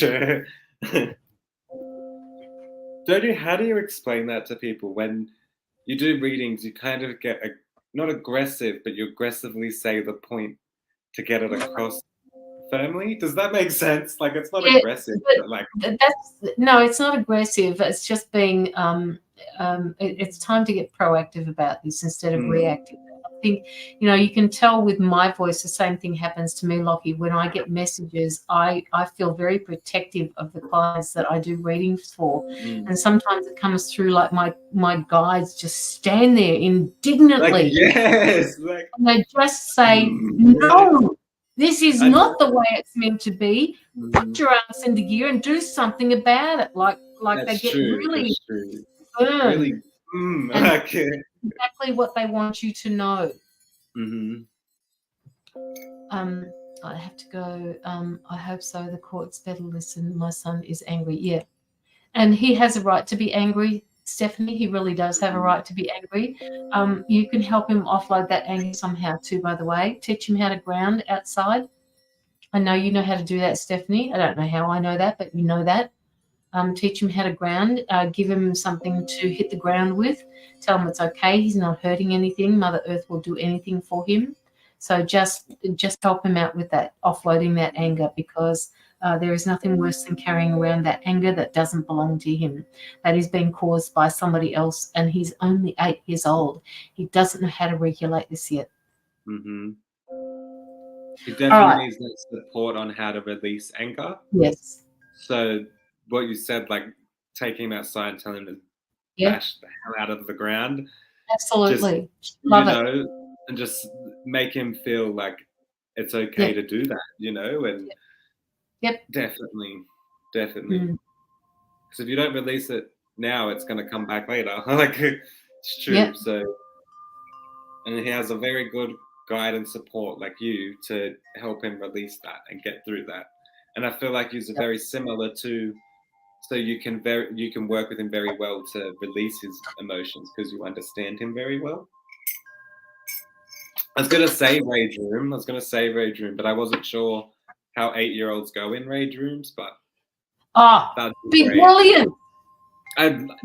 If I had that as a kid, I feel like I'd have no issues today. Like, oh my God, I couldn't think of anything better. If I had known that when my son was 8 years old, I would have taken him there. The best that they had back those days was that what do they call them? The laser things they used to shoot each other with. Laser tag. Rage room. Oh my God, Sonia, look it up on Google, woman. You go in there and you just tear things apart. And if you can make one at home, that's like really good as well. Like, I don't know, I feel like he can be in his own safe space too, enjoying it. It's And just another make sure thing his is eyes are covered. if you can cover a room full of like sheets so there's nothing gets on the wall, and give him paint to just splatter everywhere, and like, I don't know, just get him to go crazy. That's like they have this, a lot of jobs are doing the stress rooms or something, where you go in and like you have a minute to just scream. It's a silent room. Oh my and you can God, just... All right, now, Locky, I've written a message to you in the private chat. I was thinking, but I couldn't think of anything. Okay, so we're going to be giving away, and this reading will be for people who have not had one from us for a while. Preferably a newbie would be good. So if there are people lurking in the background there that, no, Sonia, not numbers, woman. No.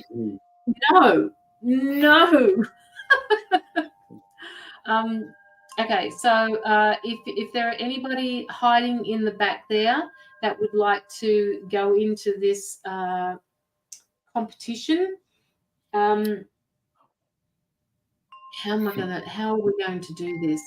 I have to have so hard. I have nothing in my room either, but like, yes, I go meeting my son. Thank you both. You're so welcome, Stephanie, and thank you so much for your donation, Stephanie. Much appreciated. Thank you. Try to take it easy today or tonight, wherever you are. Yes. The UK she's in, so it's morning for her, I think. Take it easy. Oh, let me have a look. I'm going to have to go into something else. I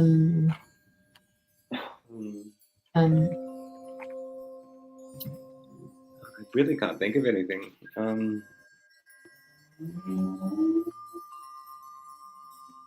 It's got to be something.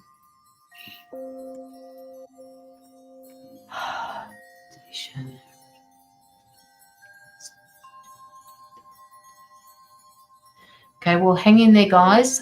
Just the newbies that are coming in, we would love to read for newbies. Letitia, Retta, Bradley, Shelley.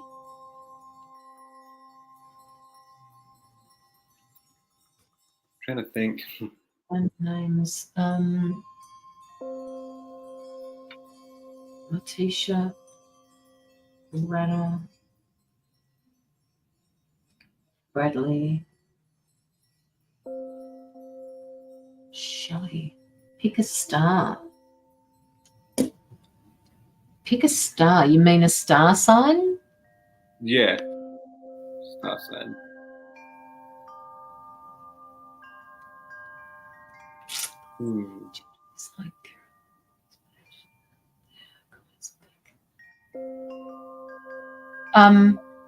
It's not a bad way to do it. Okay, so let me see. Marantha put me in charge of who we're going to give this away to. So Letitia, Shelley, Retta, Bradley. No, don't start yet. Don't start yet, Letitia. We haven't decided yet. Actually,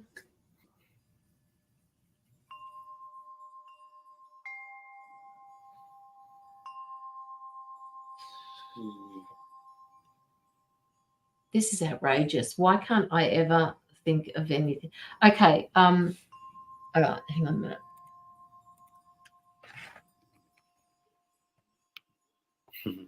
I can't think of anything either. I'm thinking, but yeah.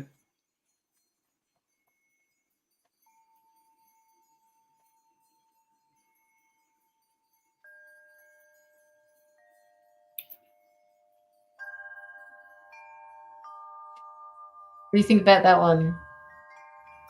That's hard. Yeah. It might need a few answers. We can give them clues later on. Yeah. Okay. This will be interesting. All right, so put names into pick a generator. Oh, yeah, that's a good way of doing it too, Bradley. But I've already thought of a question. Sorry about that, guys. Just hang on a minute. Hang on. Charlie, come here. Sit. Stop your barking. Oh, so you guys heard all that. Sorry, I thought I muted myself. You're right. Was that loud? Huh? Was that loud? You're still gentle. Yeah. Okay. All right, guys. So my question is, my desk is fairly big, but it's just an average desk. And what I want you to do is, the question is, what do I have on my desk that one finds useful? It's hard, so you got to think out of the box a little bit. What do I have on my desk that one may find useful?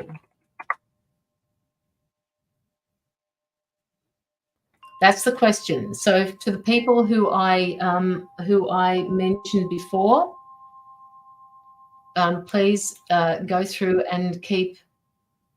I actually don't think it will take too long to guess. Maybe not.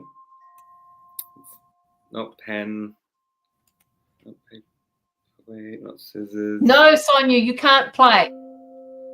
The computer. Tarot card, envelope, crystal.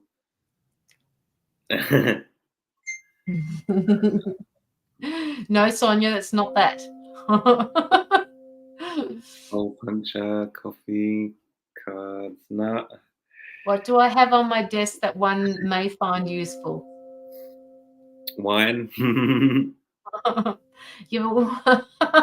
haven't had a wine forever. No, nothing yet. Keep going. So, Shelley, Bradley, who else was it? Rada, Letitia.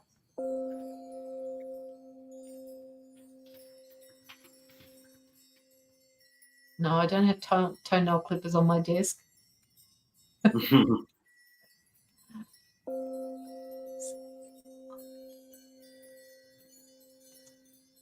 Oh, yeah. Just give it a minute. This is funny. That's a good one, though. That's a good one. This could be anything still. To the people who are guessing, you're not allowed to guess. Let the people who I've mentioned before guess.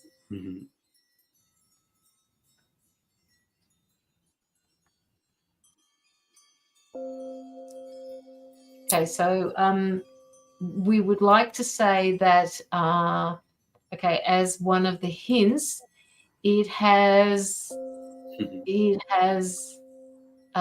numbers on it.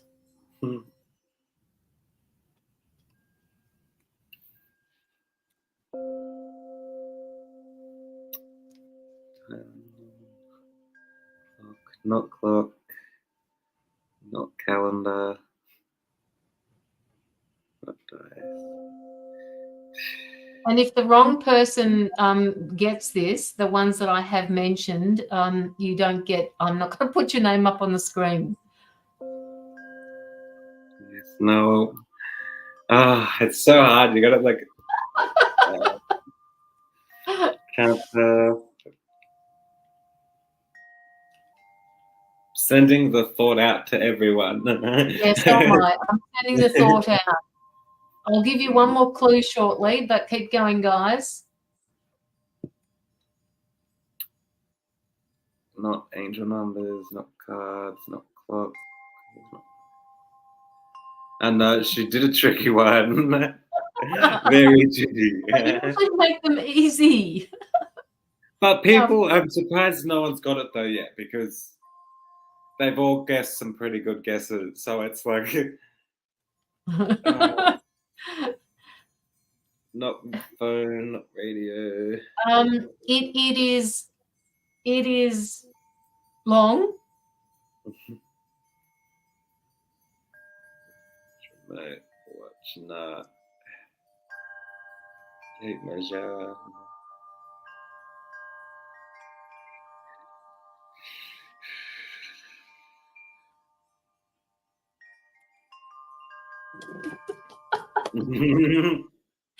Yes, Yay. Shelley. Yes, Shelley. It's a ruler. It's a ruler.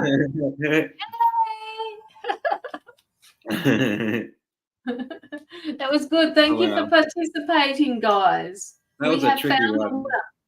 It was a tricky one. Letitia, you were okay, Letitia, but we've got Shelley in as the winner. I know, Retta. I know. Okay. All right. Okay, so Shelley Min. Yay, luck of mine. Thank you so much. Well, you've been here for practically the whole live as well, Shelley. So, good luck to you. Why not? I'll have to let Miranda know that I gave this away to you, Shelley Min. All right. Yes, congrats. Congrats, Shelley. Hi, Ange. How are you? 4:41 a.m. Wow. Oh. No, you need to go back to sleep for a little while. Feel like a long while. I still give yourself another 5 hours. Right. Okay, Shelley, you will be our last reading for tonight. So is there anything that you would like to ask about, Shelley? The first word I'm coming up with is support. Why do I feel like you need support around you at the moment? It's like Locky was saying before to somebody that they needed a hug. I feel like you need support that you're not getting. I got the passionate. I pulled the passionate card, and that's like a support card too, like having like someone else to be able to rely on and to support, like to help support you. So doesn't have to mean love but someone to like care for you. So I don't know as well if you may be having some things like you may need to talk to like a close friend or like someone you really trust just to let things off your chest or something. But I feel like I need to like let my guard down for someone. Like, does that make sense? A little bit of crisis of faith. I just needed okay. All right. Okay. So that's what they're talking about with that support. I'm getting a headache too, Shelley. Like I feel like I've got what do they call that thing that tightens and loosens? A visor. Where you tighten it, Locky. Is that what it's called? It feels like my head. Yeah. Ooh. It feels like it's tightening. I've got a vice, not a visor. It feels like I've got a vice there, and it feels like it's pounding, and it's causing me more stress. I'm surrounded by all the help in the world, but I still feel like I'm alone at times. Yeah. And Shelley, I completely understand what you're talking about. Right? Yes, a vice. Yes, that's what it feels like to me. It feels like a vice. It feels like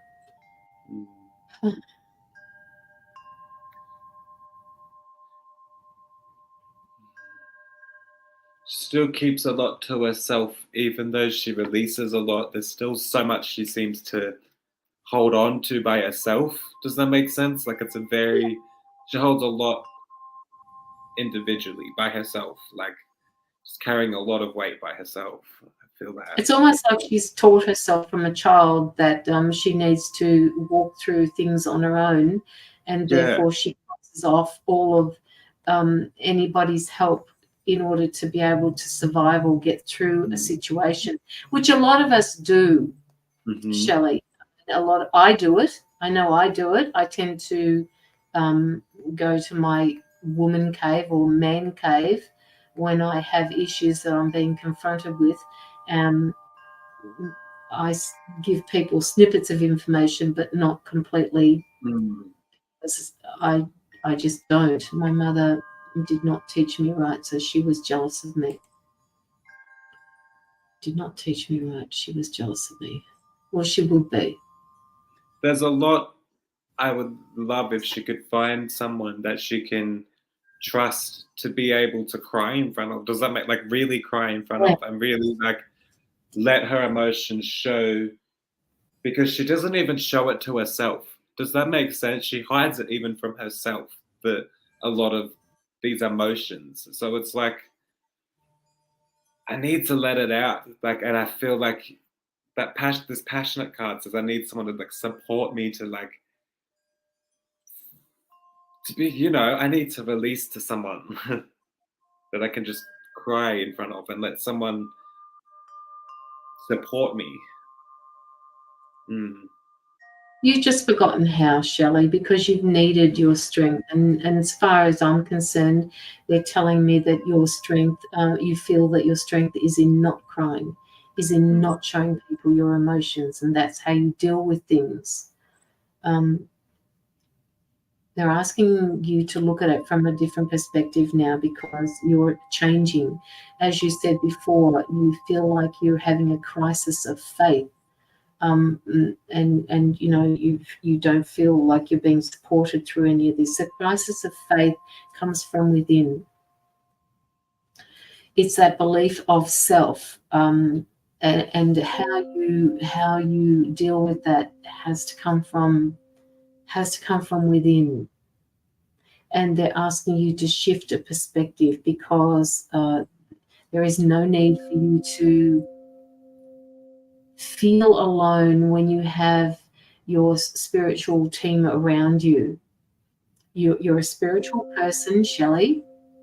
They're telling me that you're a spiritual person. They're telling me that you talk to your team. They're telling me that you hear and see things through your dreams. I don't know what just flew across my screen just then. They're showing me all of these things. They're showing me that you are more than capable of seeing something from a different perspective. They want you to see it from a bird's eye view, looking down, but they also want you to see yourself for who you are. You are a soul.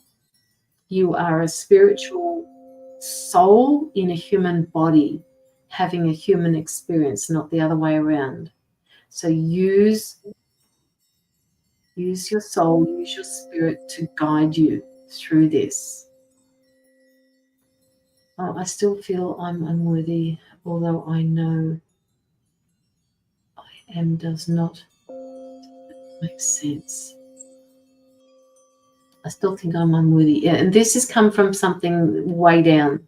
And they're also telling me that it's something that you brought with you from another life. It could have been a life that is happening concurrently now. It could be from a previous lifetime or another lifetime in a different dimension, but you're carrying it into this realm, into this dimension. So you have to sort out what's yours and what you can use to allow yourself to feel worthy again. That unworthiness is something, it's one of your life lessons. You need to feel worthy again. Somebody made you feel unworthy. This is something that you've brought across from another life. This is something that's happened to you in your childhood. This is something that you may not have learned your lesson from in a previous life. And therefore, if you need to make it as easy as you possibly can to figure out what this is, so that it doesn't get harder and harder for you moving forward. Does that make sense to you, Shelley? I feel like I'm struggling with my breath. I feel like I'm anxious. So they're talking to you about breath work. They're also talking to you about finding a mentor, finding somebody that can help you through that. I'm aiming for that blameless heart. Good luck with you. Good luck with that, Shelley. Because we all blame ourselves for something. It's about accepting that we do that and coming to terms with it, that we do that. We do have anxiety problems, yeah. breath work. They're asking you to breathe from your stomach. That will help.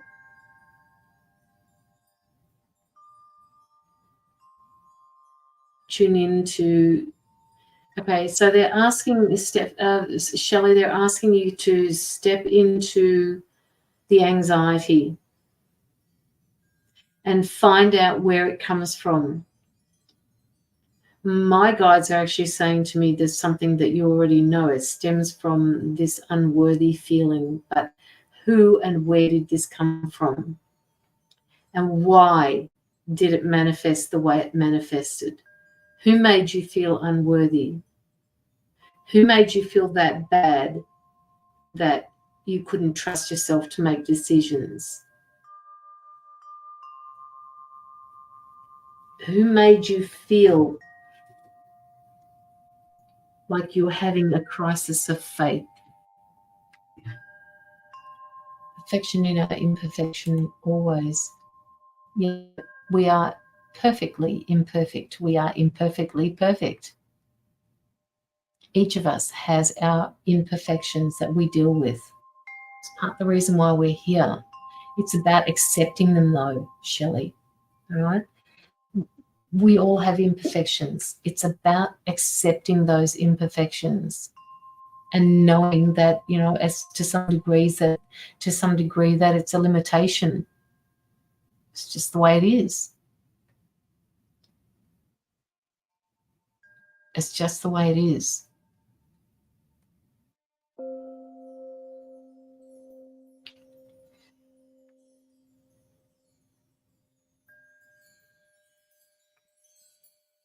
You've got a few ideas that you're willing. I understand why on the money.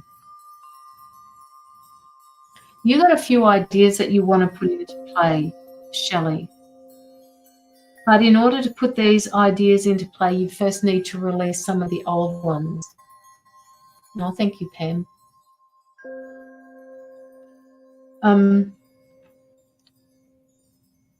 These ideas, you're a very curious soul. You've got this thirst for knowledge. I don't want you to stop with that.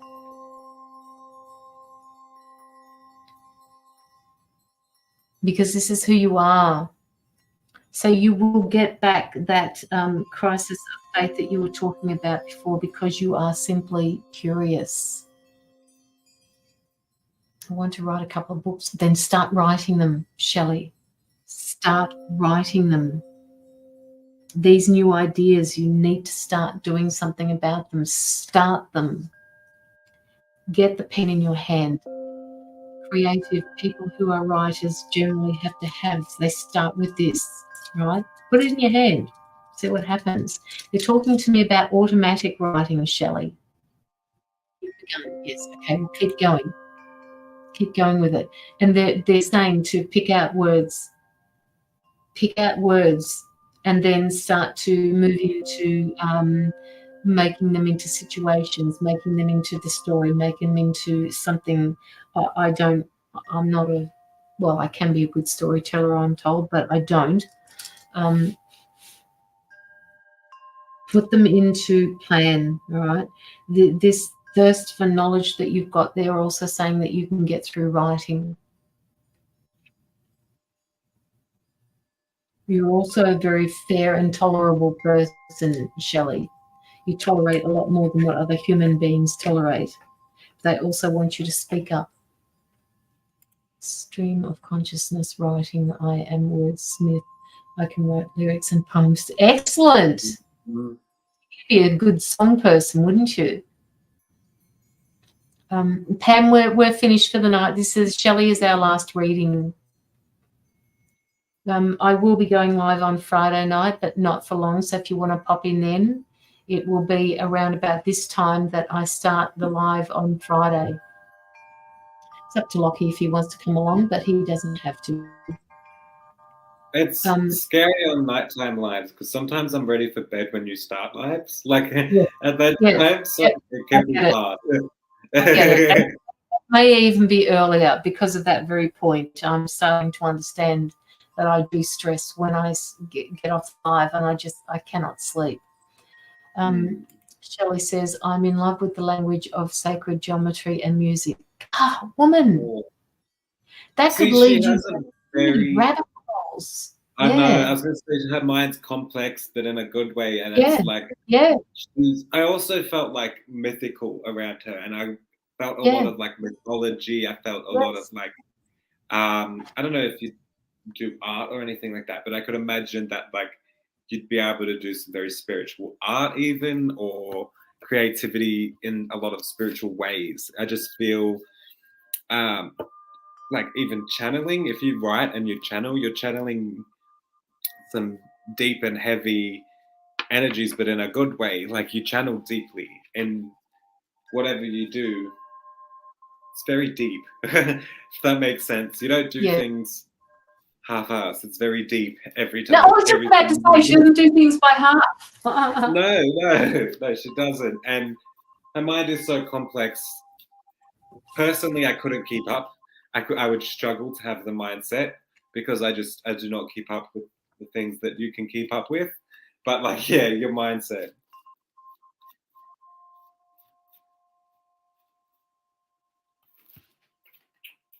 Hang on, sorry, my cat's being... I am artistic, yes, and I have been extremely blocked and have studied ancient cultures. Shelley, you've been blocked because you're struggling with anxiety, right?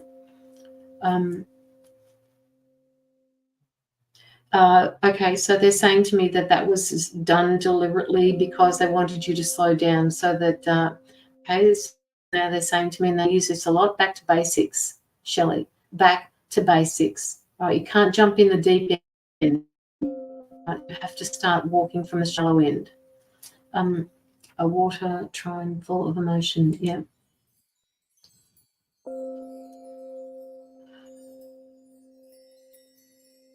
This block that you've got, Shelley, this is also something that is in your mind, right? All right, so if you allow yourself to release the feeling that you're blocked, things will start moving, things will start happening for you. Pam, come see me on Friday on the live. I may even start earlier. I may change the time slot from 7 to, like, say 5 or whatever. That is a message directly from Spirit. What's that? What message?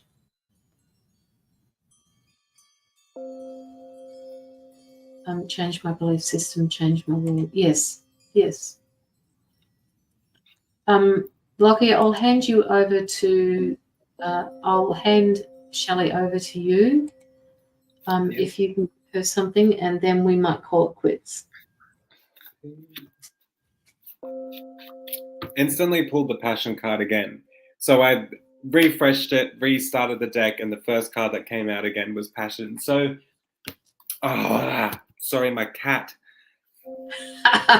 Cats. Who'd have them? Not me. I just ended up taking care of 2 cats this week, and look, people can't put things on the bench because they just constantly play with them and shift things and push things off the benches and destroy furniture. I don't know how you do it. He's fine. He's the best cat I've ever owned, but also very persistent. Like, yes. Sorry about that. Effing cats, yes. Marantha, we're doing Shelley. She's your giveaway for tonight. So Marantha, Shelley, Marantha was the one that gave your reading to you. Sorry, Locky, your turn. So, okay. There's like a lot that I'm just like picking up, and I don't know where to start. In the middle. There's an awakening coming for you, and you're in an awakening, but I keep getting these hiccups when I keep thinking awakening. So part of this awakening is learning to speak up. I definitely speak up about what you're feeling, to speak. It's really like the awakening as a learning process to speak, to actually access them deep feelings. So That's why I feel like you may need to speak to someone to help guide you to access them deeper emotions, if that makes sense. Because it seems like I struggle to access the deep, like what's it called? Child work, shadow work, or Your shadow work. Yeah. shadow work, and I really feel mindset. And speaking up is one thing. There's a few things I need. Okay.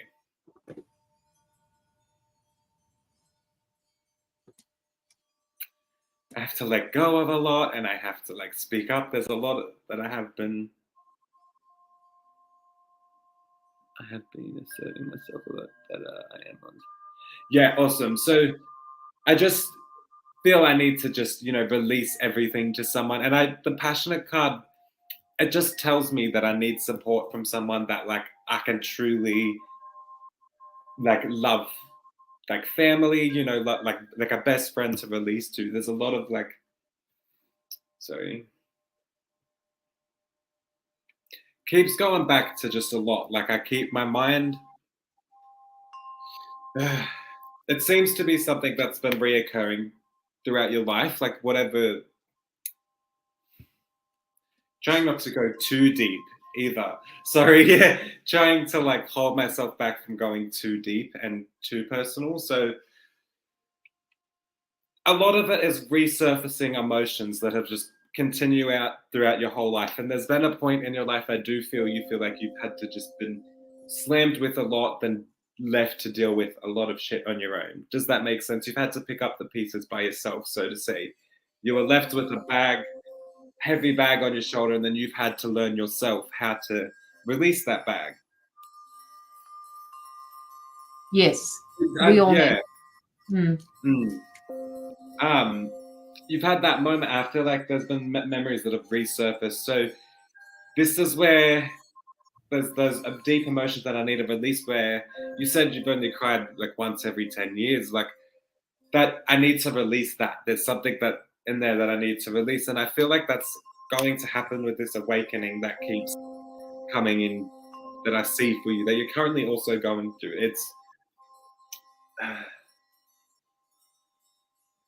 okay. There's a lot of different areas that you have to speak up, I feel. So there's speaking up with your like hidden emotions, speaking to someone, but there's also speaking up to someone that may be like kind of getting on your nerves as well, or someone that may be holding you back in some way. I need to speak up in that sense.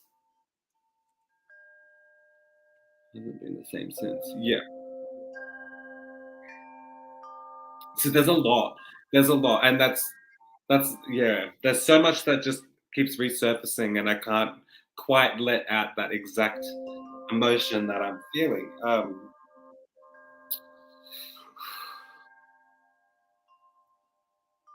It's like you just kind of feels like this passionate card. I know this is going to happen for you. So as I say this, I want you to know this is happening for you. Is that I need someone to make me feel cared for. Does that make sense? Looked after. And I'm saying, not saying your partner doesn't do this, but you need that little bit of extra support. Does that make sense? Yeah, no, exactly. And I feel like there's something for you that like you need that little bit of extra support, just your partner's doing the best he can as well, but you also need that little bit extra. This awakening's coming. There's awakening. It's not long before you release all these emotions. That's why I feel like they're coming through to your reading now, is that you are going through this releasing of emotions, and it is really a matter of time before you get to the bottom of that emotion.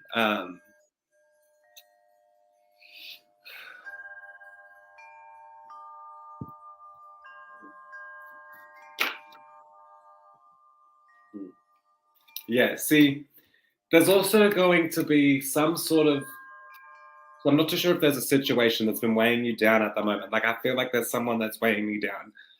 I want to know there's some sort of resolution that's going to happen to a situation that's unresolved at the moment. So the Astonish card. So There's going to be a peaceful outcome to something that's building. I don't know how to explain it.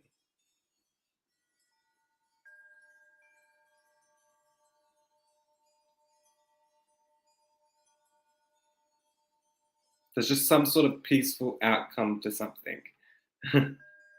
Scottish card. No, I didn't. Sorry. Astonished. Sorry. So that astonished card tells me that like whatever there's going to be a peaceful outcome to something, and you're going to be like mind blown that something has worked out the way it has. And when I feel like you need to speak up to someone, definitely. And when you speak up to someone, you're going to be surprised at how the peaceful outcome comes from it. Oh, I'm just tripping on my words. I feel like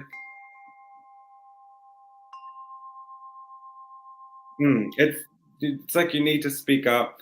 When you do speak up, you're going to be shocked that maybe this person has taken on what you've said on board so well, and you're going to be shocked that a peaceful outcome has been made and it didn't really turn to chaos. So whatever it is that you need to speak up at the moment, know that like there will be a peaceful outcome when you do speak up, and speaking up would be the best thing for you. So try not to hold back, because you'll be shocked at how much speaking up can change things and results are like a lot more peace. If that makes sense to what you were thinking. Do you have anything, Carolyn? Pardon me. No, that is all I have. They're just asking her basically to have faith in herself. You guys have lots. Oh, you're so welcome, Shelley. Just have faith. Everything is going to turn out just fine. Back to basics again with you, with your growth. You're going to be shocked. Sorry. Huh? I feel like she's going to be shocked at how speaking up and saying things and saying what, like not holding back, will lead to so much more peace in her life.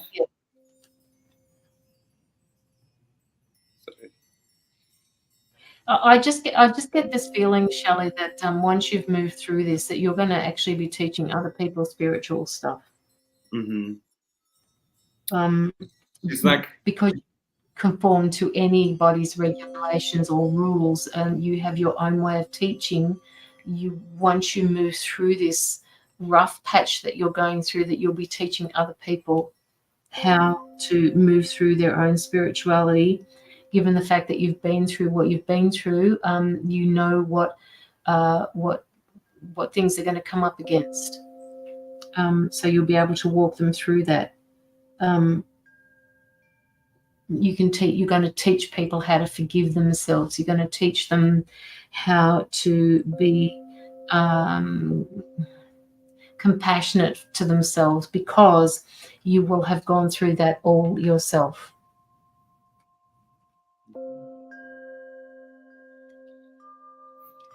Okay, Shelley, that is all we have for you. Do you have any questions that you'd like to ask before we finish the live? 4 hours, that went quick. Felt like it went quick. Yes, it did. I'm starting to now because my stomach is gurgling away here, not having anything to eat. And I did actually have my breakfast fairly early this morning. Maybe I need to eat. You never know. I have the superpower of forgiveness for others. Just need to forgive myself. Yes, but that's the lesson for you, Shelley. All right, to learn to forgive yourself, so that you can teach other people how to do it and what blocks them. This is what you're going through. All right. Okay. So I think that is all, guys. We are over time at the moment, so we're both going to go and have something to eat. To all of the people that have sent through their donations, thank you so much. It has been a good live. There are a few new people on here, so welcome aboard to those of you who are still here. We will be back next week, more likely on a Wednesday or a Tuesday. It just depends on which day is going to suit both of us. So just watch out for the event on my page and just put interested or going on it, and your phone should let you know when it's happening. You guys were great. Thank you so much. And Marantha, she's a legend. Yeah, she is a legend. Yes. All right, everybody. Thank you, Locky, for being on the live with me to co-host this. And I will talk to you after the live is finished. Thanks to everyone. Thanks. Good night, people.